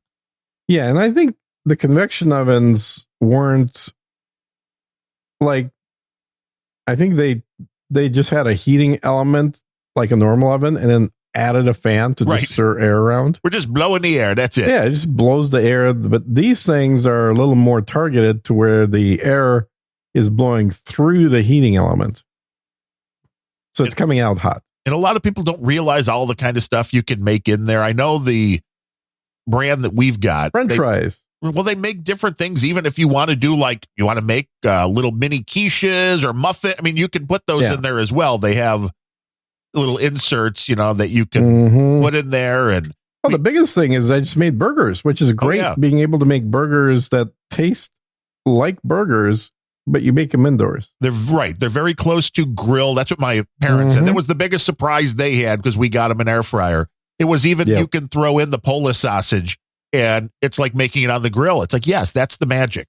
Yep. And burgers the same way. You can throw the burgers in. And if you're not dealing with the highest end steaks, we've made some damn fine steaks in the air fryer as well.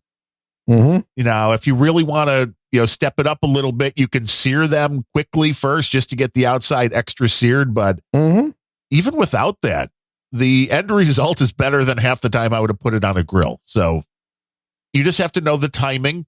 And with the steaks, I found the best thing you could do is to remove the steak from the refrigerator for at least an hour, if not more, before. Let it get up to room temperature, and then it's even better making it in the air fryer. But I need to figure out the Nevtuliev method of infusing the meats first. I've got to get one of those marinade, the little devices. Yeah, we've got the vacuum sealer. I just need to get some of the containers that will allow us to throw a steak in. With that's a great way to do it.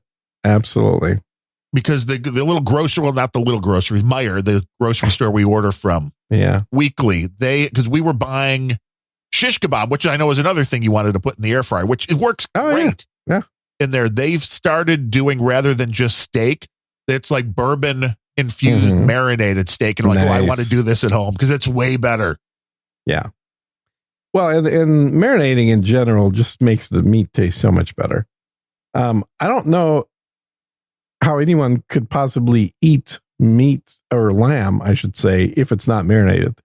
It's like lamb doesn't taste good unless you marinate it. I didn't think lamb existed outside of a Euro spit. That's pretty much, it's been a long time since I've had one of those, which I don't, a Euro. I just had one the other day. Oh, extra tzatziki sauce. I love that tzatziki sauce. It's Absolutely great. But after like a week, that was the I guess the one plus of feeling a little under the weather is that I was eating next to nothing. It was like I would make half a peanut butter and jelly sandwich. It was like, that's enough. And you're like, oh, I'm full. Yeah, that's what I remember from COVID. That was one of the distinct changes for me. Wasn't so much a lack of appetite as it was a feeling of getting full very fast. Yes, which is why I'm wondering. I mean, I didn't take any tests. And I had I don't want to say full-blown COVID, but it was a few months ago that I had the COVID where the test came back positive, and I had, the fever and that kind of stuff. This kind of felt like maybe just a slight version, and the only thing I pretty much got was the stomach issues with it. I never had a cough or anything like that. I did have a little bit of heart skipping beats, which happens when I get viruses every now and then, which is very disconcerting feeling. Now, is that something you just kind of feel, or is that you're using instruments to detect that? I can feel it, but if I put on like a little monitor, like the little O2 monitor, that shows your pulse, you'll actually see it skip a beat. And at first I thought what I was getting was AFib, but I don't think it's actually AFib. I think it is just a skip beat. And you read up on it and people are like, oh yeah, I've got it. It's, it's no big deal. It's not it's not a sign of any huge heart problem. It's like the heart is being irritated, which it can be with a virus. And I remembered having this before, just not even realizing what it was. Because the main thing you feel is like you want to cough. You get this little feeling in your chest like you want to cough. And then at one point I finally realized, oh wait, this is what's causing that. It's not a cough. It's that it's a weird kind of fluttering feeling. Well, it's interesting you say that because I don't know if you know this, but whenever you do cough, like genuinely, whenever you sneeze, this wasn't coughing, this was sneeze. Whenever you sneeze, it always happens between heartbeats. I can believe that. Yeah. It's got an electrical signal thing going on, and you don't want to cross those two. And, and I know that I think it's also, I think the pressure build up in your chest is very intense when you're sneezing compared to breathing. True. And you don't want to compete with the blood pressure. And the interesting thing is I found that this sensation and this happening almost always is along with a stomach issue for me. And I've read up on it, and I think it's the vasal nerve that the stomach and the heart share. And there's a lot of research that there is a weird connection between the heart firing and stomach issues. Interesting. Like that just tells you eat better food, man. Don't. We're all going to die anyway, I suppose. Yeah. So who gives a shit? And it's one of those things like, okay, I felt it before. And when you're not really sure what it is, well, then the panic sets in. It's a lot better if you're just can understand like, okay, this isn't a big deal. Although you then read all of the stuff about the heart issues going on with COVID and the vaccines and all of that. So it's like you have to understand there's a connection, and there's still people arguing like on No Agenda Social about that. And it's like, just wait for all of the for the data to come out because it's like I thought everybody figured out by this point in time. Well, I think there's a lot of people that believe that the myocarditis and other heart issues are only with the vaccines, and the vaccines are causing them. There's no question, but this virus that's going around, whatever you want to call it, because some people don't believe COVID exists, that's also causing it. I don't know about that. Yeah, the data is there that seems to prove that, which again, I don't know who you trust and who you don't. There's data that shows that people that never had a vaccine have the same percentage of myocarditis as people who have. That's bullshit. That's what I've seen. Yeah, that's not correct. That's what the doctors say. Not the right doctors. You got to find better doctors. You got to find new doctors.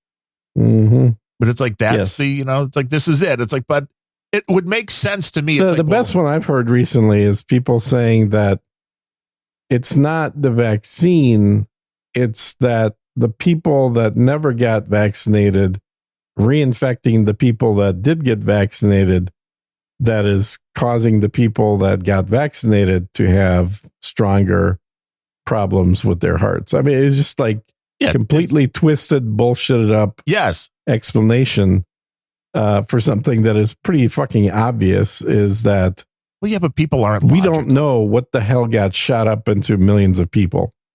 No, and there were different. We don't know what the end results are, what the long-term results are, and the companies that made this crap have full immunity.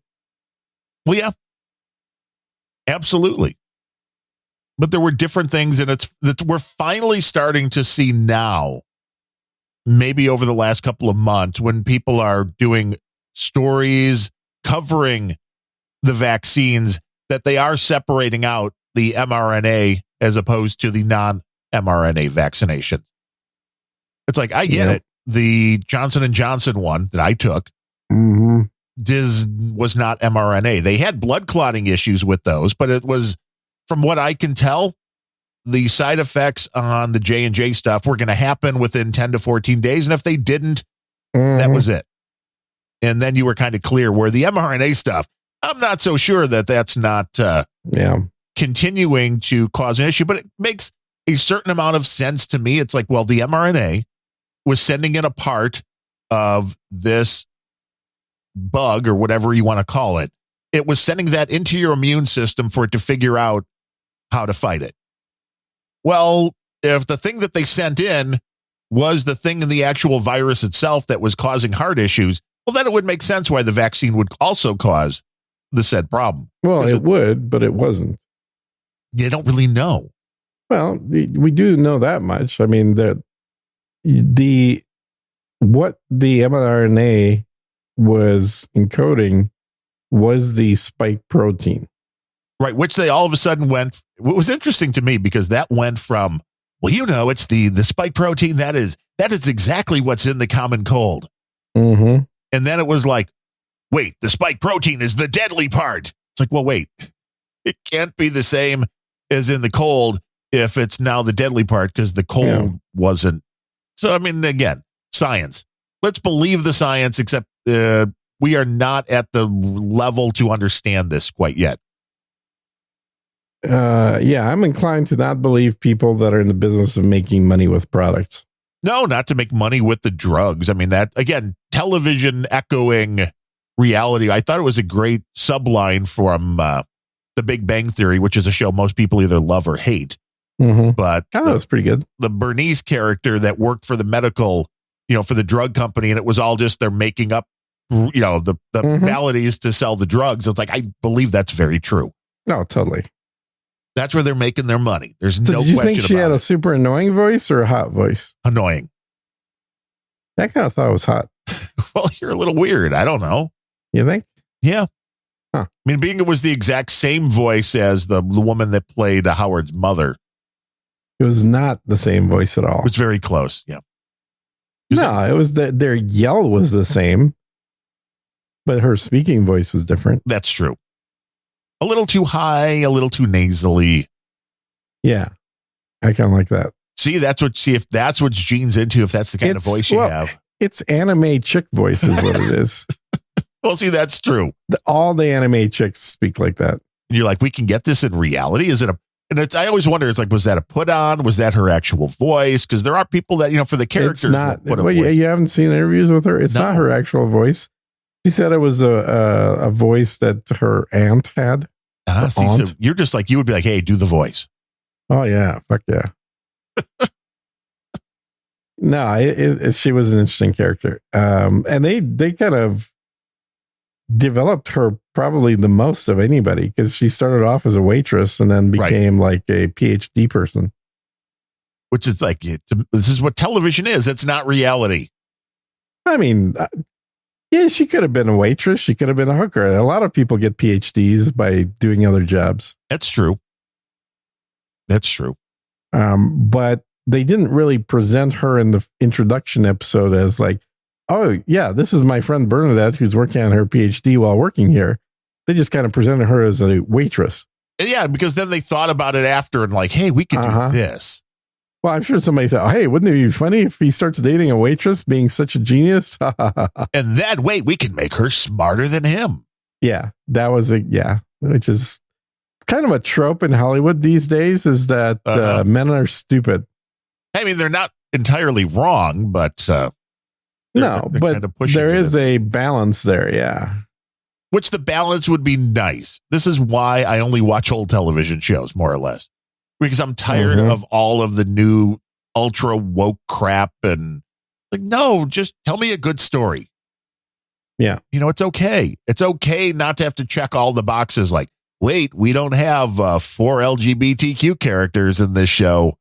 Like, no, just tell the story. And then, so I've just started, whenever I have to refer to that in a tweet. Yes, there's a safer way. I do that, and then I do the plus, and then I go down the row of all the symbols over the numbers. So it's plus, $, $%, ampersand, because, you know, it seems more inclusive. I want to be fully inclusive to all the less used minority characters on the keyboard. Well, this is true. That's equity. Because those don't get to be used nearly as much as the normal letters. So but they I want to should be be inclusive. Used in all of your passwords, kids. That's the only time they get to go have fun. Right. Throw them in the password. Make yourself. But I think they should be used all the time. Well, it's only nice to include them all. Yeah, and not just for hacker speak. No, that's you don't want that. Haxer. No lead speak. Yeah, lead speak, exactly. CSB's posting World Cup. Dutch violently wounded person of color. Wait, are the Dutch racist too now? Oh, didn't you know that? No. Yeah, they're white. Oh, that's true. Yeah, that's a problem. My wife's family, they're Dutch, honey. They're horrible people. The Dutch are horrible people. Is that what you're saying? She's like, yeah, they are. So they're super nice people. Every time I've been to the Netherlands, it just is reiterated at just how nice Dutch people are. No, I would agree. Mostly. Yeah, they're too tall though. That's the one problem they have. Well, maybe you're just too short. No, I'm standard average size. Is everybody? They are definitely too tall. The tall. Netherlands are all curry sized. You know, the same. Well, they kind of are, even though he's not from there. But they kind of are. It's like, there you go.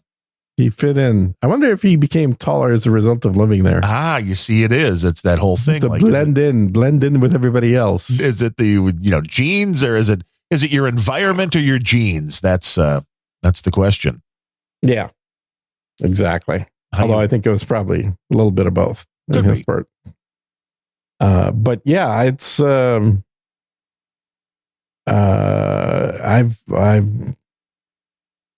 can't think of a bad interaction I've had in the Netherlands. Well, everybody's a little more laid back, I guess. Now they're angry, maybe after 2 or 3 years of COVID.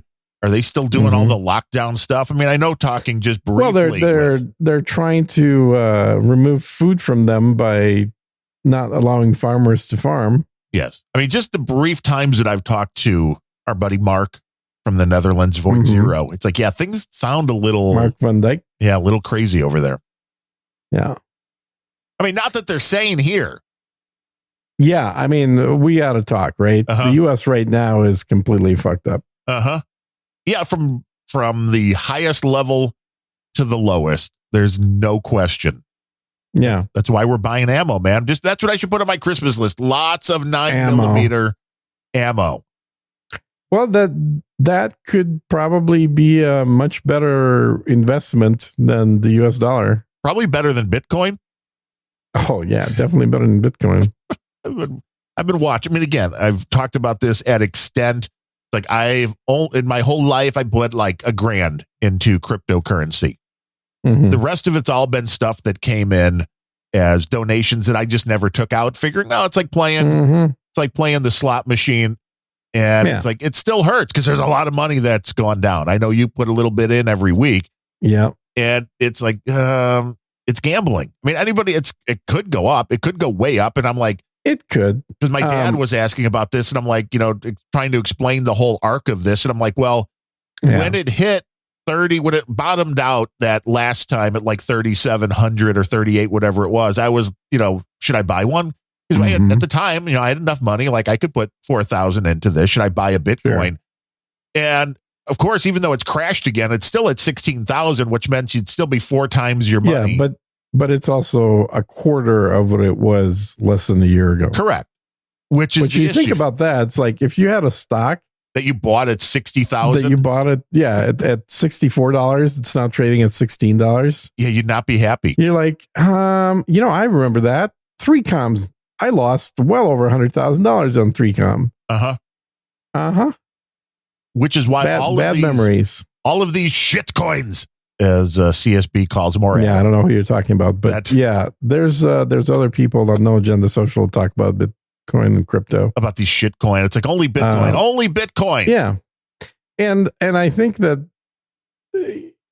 kind of obvious. I think that the people that make money on other coins are the people that create the coins. That's about it. Oh yeah. Well, or, there is usually a point where those go from being nearly worthless to worth a few pennies. And at that point, you're still making a ton of money on a percentage level. Mm-hmm. And that was kind of what I had figured out. I don't know if there's a good place to see. That's literally the same thing as just looking at OTC penny stocks. Yes. Well, you don't know. Exactly one of them might go from being worth 10 cents a share to 40 cents a share. Right. Well, I think the winning formula, and I don't know any place, because if somebody were to be like, hey, there's a brand new cryptocurrency that's hitting tomorrow, well, I'd probably throw $50 at it. And it's like, I would do that with every one. I'm seeing all these things now because Sheeb keeps getting more and more talk. Mm-hmm. And it's like, hey, will this ever go to $1? Will this ever go to $2? Well, here, let me just fast forward. No, it never will. Because I bought $50 worth of this back, 6 months ago, whatever it was. Uh-huh. But I own like 5-point-something million Sheeb coins. So will it go to $1? No. Will it go to $2? No. If I'm wrong, will I be happy? Yeah. Sure. But it's not turning $50 into 5 million. Probably not going to happen. Well, unless your last name is Clinton. Well, if you have the Hillary assassination group and you can make the right things happen. But or Pelosi. I believe, and I believe that one of these coins will do that. I mean, I do believe that if you know what to buy or even take a runner, $50 is probably a great amount. When a lot of these coins first hit, when you could buy literally millions for $1, then sure, you might make a lot of money.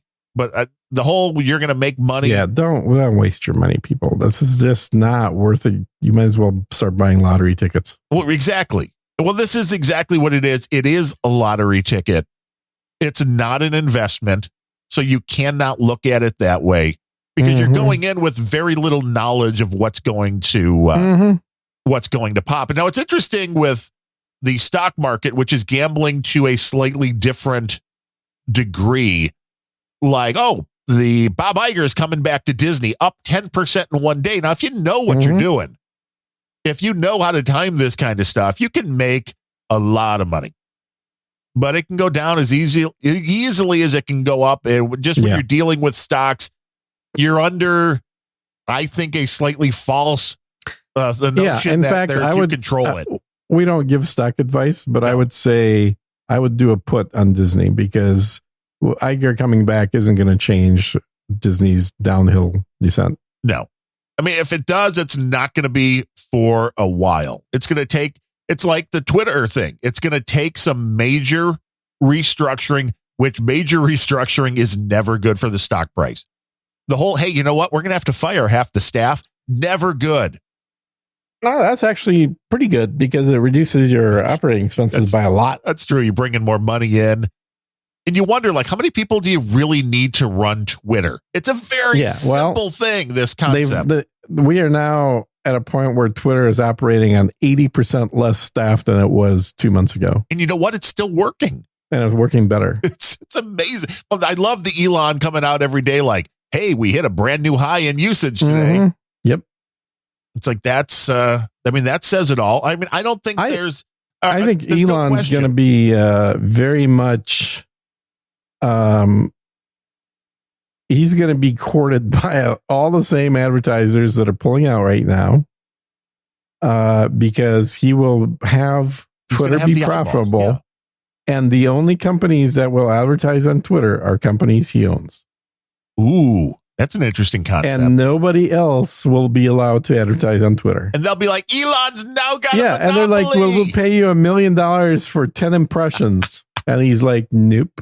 Don't want to do that. No, because I think things are moving in that direction. And Elon has a good memory. He's not going to forget how people reacted. And, again, Elon's voted Democrat every single election. Do you think his end game is to turn Twitter into the way people are going to pay each other? Yeah, absolutely. He said that on a number of occasions when interviewed. And it makes sense because almost everybody's on Twitter. What he bought with Twitter, what he wants out of Twitter, I think, is a bunch of actual humans, no bots. And he doesn't care about all the blue check marks. Like, he's not trying to keep it this sort of, a bunch of media people talking to themselves platform. He wants Twitter to grow. He wants more people on Twitter. And he will roll out real ID identification for Twitter because it solves two problems. One is it gives him a no bots policy, which means a bot doesn't have a driver's license. True. Or a proof of incorporation. So it's not a company. It's not a person. Then you're going to need one of those two, either a state ID or a incorporation in a state to be on Twitter. And the other thing it does is at least to have the blue check mark. But I think no. Just listen to where I'm going with this, because the goal for Twitter isn't what Twitter was. Right. It is what's that app in China called?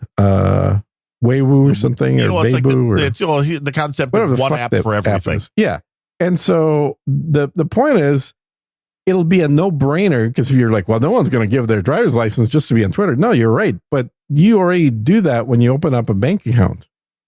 And that's exactly what you're going to do. And this is where I'm sure you've already seen articles coming out saying Elon Musk is on a collision course with Apple.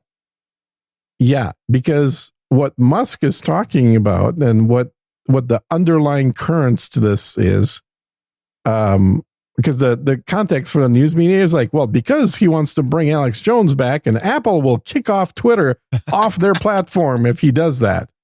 What they don't understand is what Elon Musk wants to do is challenge Apple Pay. Right. He wants people to use Twitter Pay, which he owns. Yeah. Yeah. And he owns X.com. So I'm sure we'll see X.com introduced at some point in Twitter. I had an X.com account from way back in the day when he owned that company. Well, you jumped back on Twitter, didn't you? I did. I'm on Twitter now again. Yeah. And I think that is what a lot of people are misunderstanding as well. Just how many people jumped off and stopped using it, and either went to something, either they stopped using it altogether, or they jumped over to Gab, which sucks, or they jumped over to Parler, which sucks, or they jumped over to Truth Social, which sucks. Yeah, nobody jumped over to Truth Social. That's all that is Trump talking to himself. Yeah. I'm sure there's a few paid people on there with them, but beyond that, the eyeballs aren't there.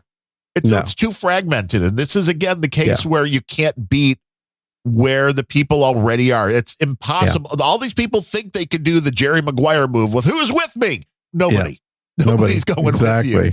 Exactly. So I think Trump will get back on Twitter. I think that it's going to be too tempting to... He's going to look at his numbers and he's like, Truth Social, he's got like 2 million followers. Well, then you can do both. You can hedge and on your bets Twitter, and he's both. got 100 million followers. Yeah. You can do both, and you can create your own little app. He's got enough one money. Of them is irrelevant. And it happens to be the one that he bought into. Right. But he can keep doing it there. He can try to limp that along, and he can have his backup. That was a stupid thing from the get-go, because what he should have done is just right away when he got kicked off Twitter, is just get on Mastodon, and then he's on everything. Right. Everybody would have blocked him, though, because Mastodon would have been scared. Oh, yeah. There's some of these free speech people.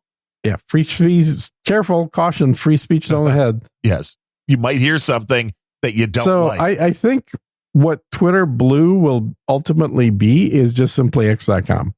Twitter Blue will be people that have a associated bank account through Twitter, whether it's called X or whether it's called Twitter Green, or maybe it's just going to stay Twitter Blue, whatever it is. Basically, if you have a bank account, guess what? You're verified. Yeah. And if they do things like you can post full podcast episodes. Oh, yeah. Yeah. And they've said they're going to do that. I'm in too. And you'll be able to do things like the equivalent of what what Adam has been doing with podcasting 2.0, where you'll be able to have an ability to send money for somebody for just tweeting. Like oh man, this is a great tweet. This guy is saying truth to power. I'm going to just click one button and send him $1. They're building that in, which it's already there. I mean, you can do that with the Lightning Network now with Alby, because if you have an Alby account and you open up my Twitter page, you can do that. It just shows up like, but nobody does that. My point is it'll be built in. Yes. And that's what you want is you want stuff that's baked into the system. Support this person. Do you like this content? Right. Do it that way. It is kind of combining the ability that YouTube has for videos. Yeah. To be able to do this with various content, including audio podcasts, which nobody's been able to figure out how to do. Which, YouTube, like I occasionally will do super chats, messages. Well, obviously, if I have the ability to send money through YouTube to somebody, YouTube knows that I'm an actual human being. Right. So Twitter will know the same. And also they probably know that because I pay them every month. Yeah, they really don't care as long as the money's good. Yeah. But with Twitter, this is a great way to get rid of the bot. Like, I mean, it's true on YouTube too. Imagine if you just said as an advertiser, like, I'm only going to pay for the views that come from people that are paid YouTube subscribers. Right. Because, I mean, even with, you can't track by we IP know address. Those are not bots. No, right. Because with all of the different VPNs that are out there, it's like I can, I mean, I think at this point, like something like NordVPN's up to 1,000 servers, which means I can watch a video 1,000 times under 1,000 IP addresses fairly easily and automatically. Yeah. Which is also something there was a great article, video I posted on Nogen Social about just how evil VPNs are and why nobody should be using them. Or everybody should be using them. They're literally the worst at collecting your data and selling it. Well, of course, they're worse than Google. They're worse than everybody else. Now, it depends on... They're paying attention to everything you're doing. They're tracking every website you go to, and they're selling all that shit. And here's the best part. They're not based in the U.S. NordVPN's the worst of the bunch. No, they're not based in the VPN. Well, you don't know. And they're doing this on a consistent basis. Sorry, dude. I'm talking about security professionals that did the analysis. So your opinion is kind of not relevant here. I pay for it, therefore I know. No, you don't know shit. Well, it's you way better than do the data analysis. No, they've done the third party. Well, watch the video. Watch the video. See if you still want to use them. If it's on YouTube, it has to be true. Well, it's true because it's done by professional security people. Yeah, but there were professional doctors that said stuff you didn't like, and they weren't real. No, I don't trust doctors. These security professionals? I would trust security professionals a lot more than doctors, my friend. Are they based in Poland by any chance? The doctors or the security professionals? Or they're probably in Ukraine. No, they're definitely not in Ukraine because that's where most VPN companies are based out of. Really? What's based out of Ukraine? Oh, there's a ton of them out there. I mean, it's probably true because it's corruption from top to bottom, but well, it was actually technically a good idea because Ukraine got a whole bunch of money for improving its infrastructure, and a lot of tech companies were able to get great deals out there. They get a lot of Biden and Clinton money, and like, we can put servers here. Who's going to notice us here? Yeah. I mean, I don't know, man. I think there's quite a few gaming companies that were based out of Ukraine. I don't know how many of them have moved or not. But I believe there are some decent VPN companies out there. I know they're not all. Yeah. There's a lot that are, I mean, never use a free one because that is all about collecting your data. But people follow this very closely. And from what I understand, there are, some that are there are third-party audits that are done that they don't keep any data. Mm-hmm. No, I don't But know. they don't have to keep it. They just sell it. Wait, if you don't keep it, how do you sell it? You can't sell something you don't keep. Oh, no. Not keeping just simply means that you destroy the logs afterwards. That's what tracking. Not keeping means, but doesn't mean you can't sell the real-time data. Which I can see. But now if it's anonymized, does it really matter? So where do you think NordVPN's offices are? Panama and Lithuania. Ooh. Mm-hmm. I did not know they were in Lithuania. Were they Lithuanians bad? Yeah. Yes. Sir Chief says Lithuanians. Absolutely. Bad. Never trust a Lithuanian. That's very good advice. But they make good food. Not really. Lithuanian food is not good. Polish food's way better than Lithuanian food. That's probably true. That is probably even though they're kind of related. Now, I know it is Black Friday. Normally there is a podcasting 2.0 coming up here on the stream. Oh, is Adam taking time off? I don't know if there is or not. People are asking in the podcast. Oh, because they're sick of listening to us yammer? Of course they are. They're like, these guys are still on the stream. What the hell? Adam and Dave are normally here soon. I don't want to step on that if they're looking for the stream. Dude, they don't start for another hour and a half. No, you're wrong. That's always on. By the time I normally am done with lunch and come back down here to do the editing of this show, which is normally at about 10 to 1, they are already on and into the show. So they normally you clearly take 2 hours for lunch. I wish. But normally they're starting somewhere between 12 and 12:30, I believe. Mm-hmm.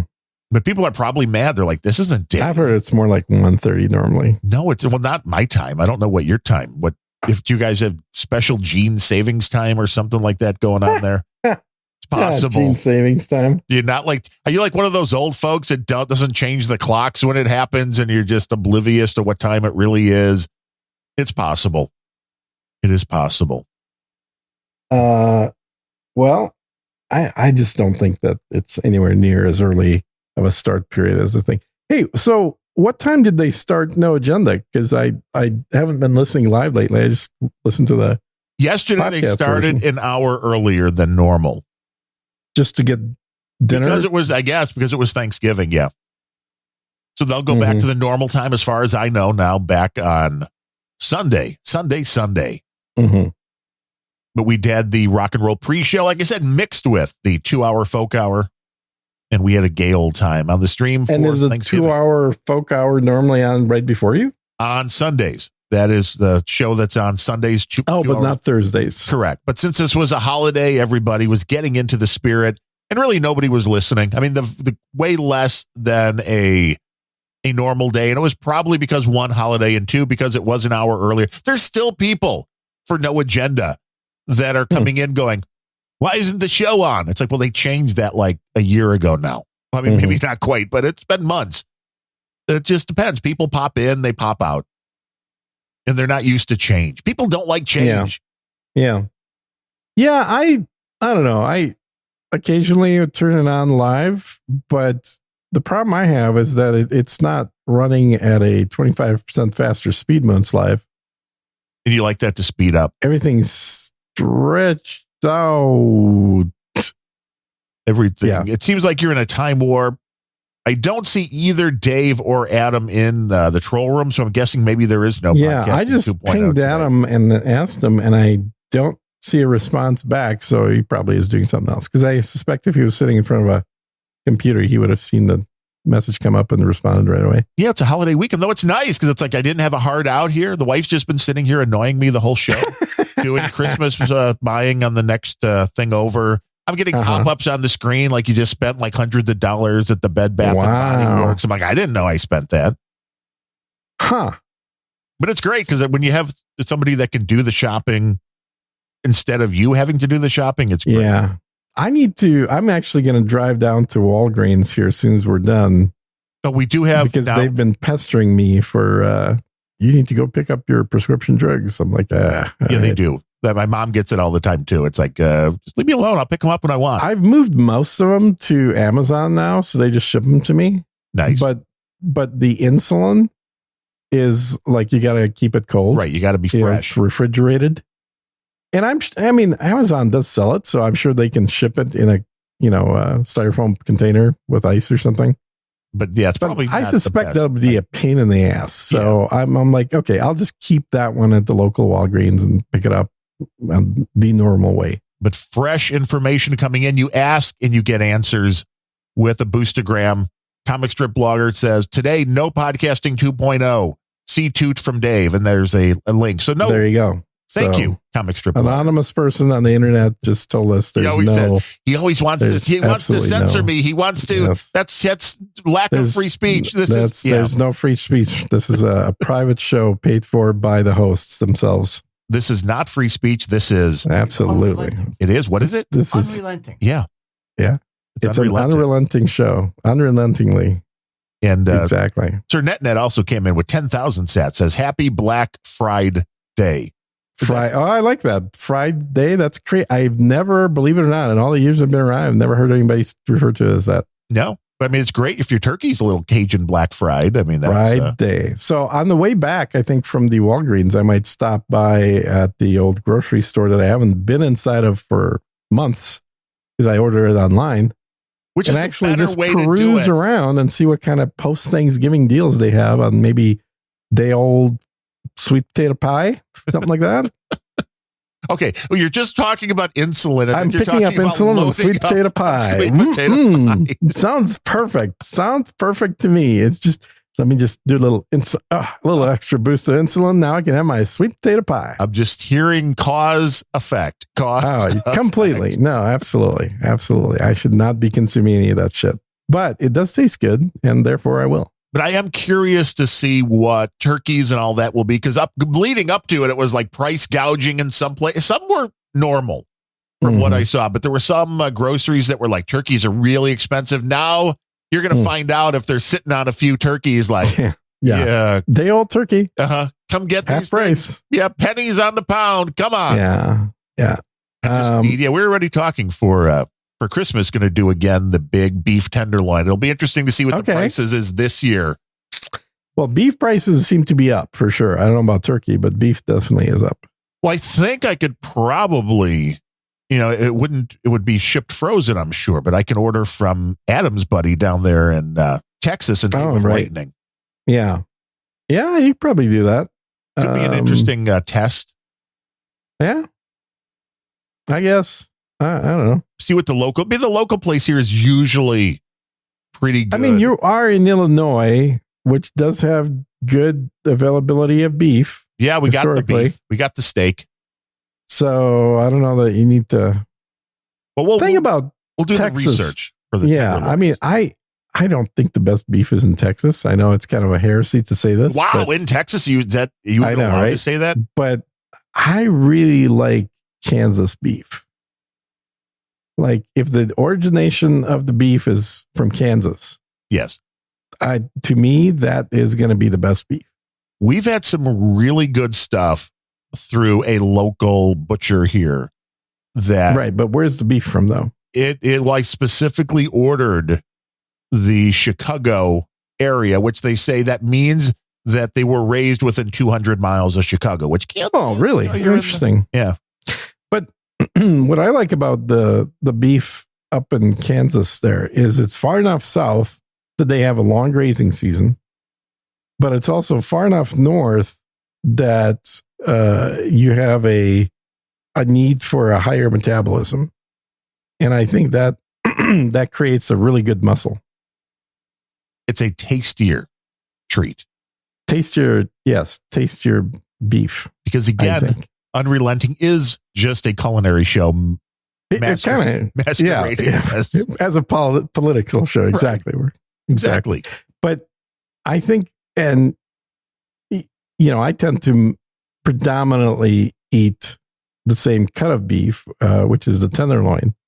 Occasionally doing other cuts, but like I've made a stew recently, and you know what goes really well into stew? Almost anything.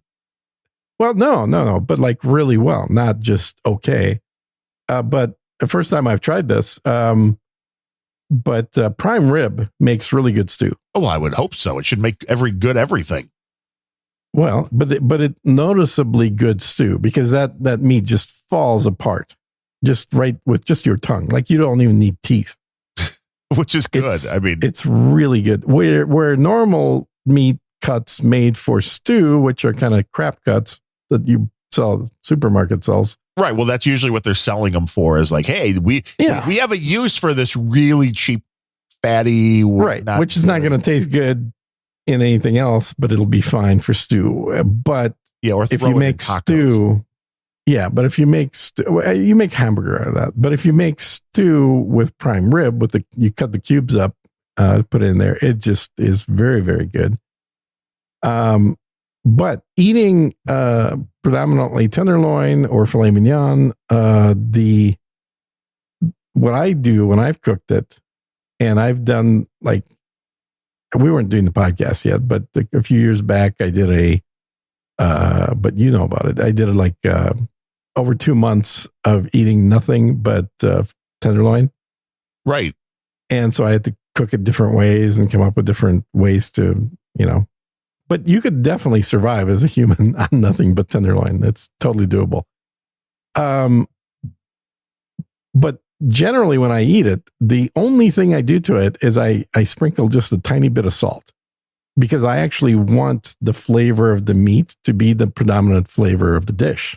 Right. Well, the salt actually helps with the crusting on the outside, and all the pulling out the little bit of that moisture in it. Yeah.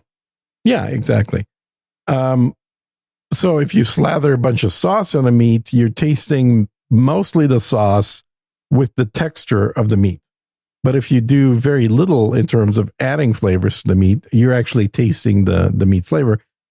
Added to the fact that my preferred cooking end result method is blued. So it's got a nice sear on the outside and it's still cold to the touch on the inside. So you'd never want to have the beef be any warmer than about 80 degrees inside. No, and you can really taste the flavor of the meat. And so I think because texture, but you could still get the texture when even if it's warmer, right? But the flavor, the more you cook it, the more the flavor changes because you're adding the cooked flavor to the meat. And I kind of like the raw flavor of the meat. But because of the raw flavor being there in my preferred style of cooking it, I think I notice more how that flavor is different between steaks coming from different locations. That would make sense. And that's where I do think meat that was raised in Kansas tastes better to me. Now, from the grocery store right down the street here, where we normally get the tenderloin from, currently right now, you can get, say, $4.50. Great. And what is the price? It is. Because your store is super cheap compared to what I pay. Yes. Because right now it is a $12.99 a pound. For Burkhart's famous beef tenderloin whole. Yeah, now that's literally impossible, but okay. They also have the USDA choice whole beef tenderloin. That is $19.99 a pound. Oh, so this isn't even choice because choice isn't all that great. This is the choice's $19.99.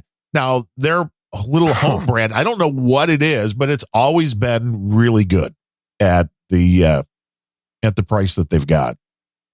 Okay. So I'm looking at tenderloin right here, locally here, and it's a cheap $41 a pound. Damn. Yeah. So everybody listening, let us know on No Agenda Social what your current pound price is. Sorry. That is the, I guess that's the Black Friday price. Normal price is $42.99 a pound. You buy it on Black Friday. And the typical cut of tenderloin, which is about 4 pounds, is $182. That's crazy. That's normal pricing, dude. That's what it ought to be. No, it's crazy. Good tenderloin is always going to be over $40. Let's see. And this, I'm looking at the other place. We got a bunch of meat pork tenderloin. I can get for $12. Well, you got a lot of hogs down there a pound in Tejas. We have too many hogs. That's for sure. We need to eradicate those. Yeah. It's interesting that the New Zealand grass-fed Wagyu tenderloin is actually cheaper than the USDA Prime Angus tenderloin, which is the one I get. That's a little bizarre. Well, I guess it's cheaper to raise cattle in New Zealand. There is the beef tenderloin roast. That's what we're talking about. You can also get the beef tenderloin tips. Yeah. But the beef tenderloin roast, let's see here. This is the Quality Meat Place. It is $84.95 for 5 pounds, this is USDA Prime. Prime, really? Yes. Yeah, Prime, that's the one I was quoting you. The USDA Prime is $42.99 a pound. Oh, let's see. Here we go. The USDA Prime, I can choose different ones here. That is $145 for 5 pounds. $145. What kind of beef cattle is that? That would be, let's see, that's $28.60 a pound. It says USDA Prime, produced from young, well-fed beef cattle with abundant marbling. Yes, but which species of beef?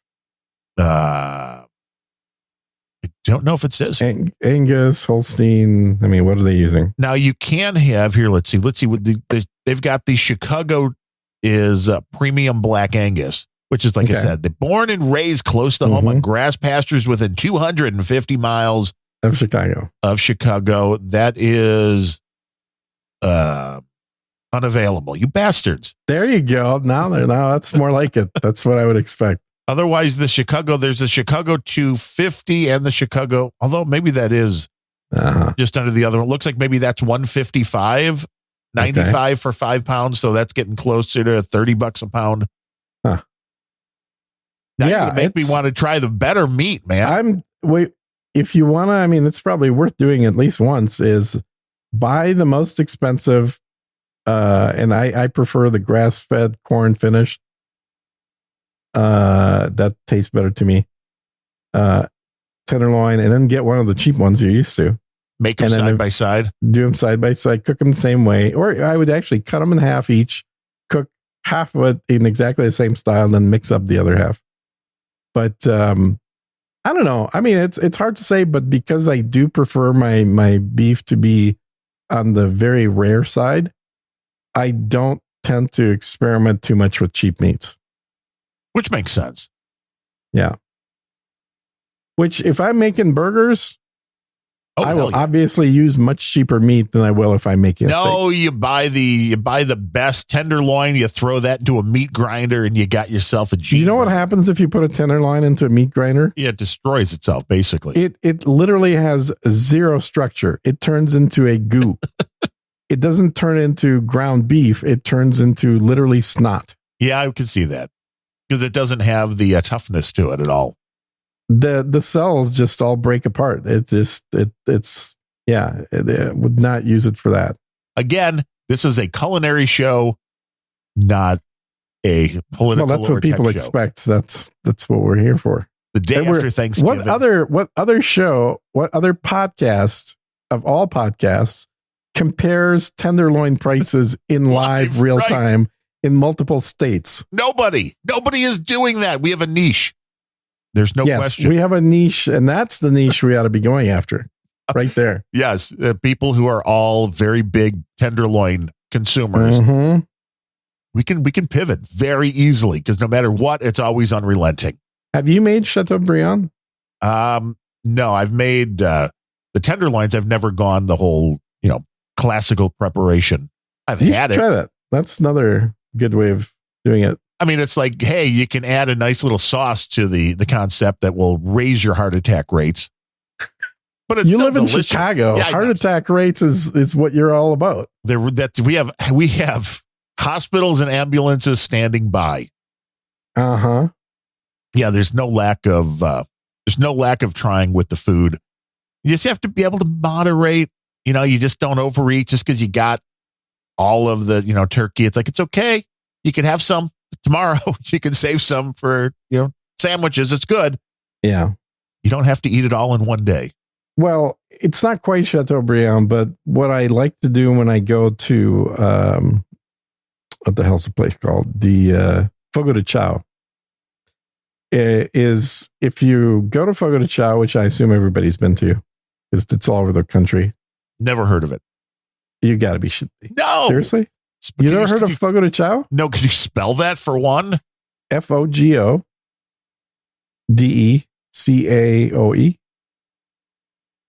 It's a Brazilian charcuterie.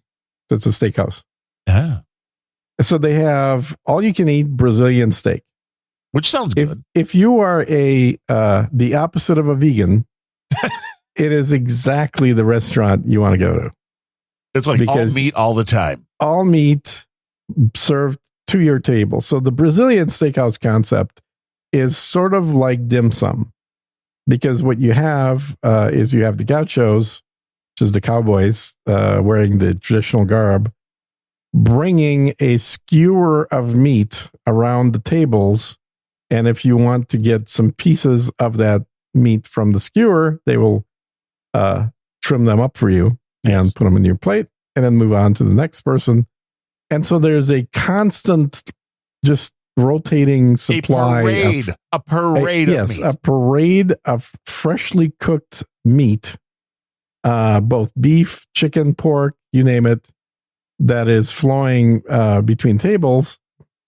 And they, in fact, give you a little coaster, which is red on one side and green on the other side. And when you have the green side up, yep. You want them to stop, you have the green side up. If you are so full and you've got a full plate that you're still working on, it's going to take you a while, you flip it over to the red side. And then that way they won't bother you with new meat coming out. You're like, I'm going to need a minute here. Yeah. Yeah, $60.95 a person. The closest one is in Oak Brook here, which is where the good Gibson's is at, where you don't have to go downtown. Uh-huh. How far away is that? From me, about 45 minutes. That's not too bad. No.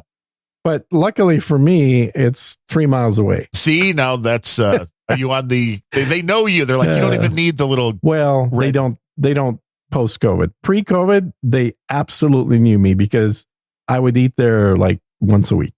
They're like, this guy's the one guy that's losing us money on this deal. Oh, yeah. I'm not the only one. But no, because I would, I still had my little electric car back then. And so that meant that it was cheaper to valet it because they give you a break if you're, have an electric vehicle. Nice. Yeah, it's great. Well, it was great when I had one. I don't have one anymore. But yeah, I'd show up every week. They'd know me, get my usual table. I've eaten there with Adam probably 4 or 5 times. Because I tend to take people there when I have people that I'm going to meet up with lunch. Oh, well, there you go. I'll be right out. Let me grab a flight. Yeah, do it. Dry aged tomahawk and show. Ooh. Yeah, there you go. That's always good. That's more of something I would have if I'm like in Vegas or, some place where the dinner is going to be on an expense account. Yeah, I can understand that. Now, I'm assuming you've had the pineapple mint lemonade too. That sounds Oh yeah, that sounds delightful. It is very. I've never thought of that combination. What pineapple mint lemonade? Yeah, that sounds delightful. Yeah, pineapple is good for you. It's the only bad part of pineapple is the sugar. Yeah, I can see that. Everything else in pineapple is actually quite good. It has a lot of enzymes that are not in other fruit. There's a lot of probiotic benefits to pineapple. And there are a few other places like this in the area, which yeah. I'm sure there are. But this one seems to be a little more on the fancy side. Well, but it's also a national chain, so it doesn't matter where you go. There's usually a Fogo somewhere in the area. And it's, I want to say lunch is like around $40. Dinner is like $65 thereabouts. Hey, you're absolutely right. Lunch, $41.95 a person. Mm-hmm. continuous tableside service of signature cuts of fire roasted meat. And the bonus to it, ironically, is they have an amazing salad bar. And you're like, forget that. So for those of us that know, you skip the salad bar because you save the room in your stomach for the expensive shit. But the quality of the foods in the salad bar. Well, because they have to tempt you to fill up before the meat's coming. No matter what is in the salad bar, how fancy it is, it's still cheaper than the meat for them. It's still a scam. And so the more they can have you fill up on the vegetable manner, the less meat you're going to consume. So they also have some of the tastiest little breads. They're like a cheesy bread thing. Oh, of course, which will fill you up. It totally will fill you. But man, you can't help but to eat like 10 of those.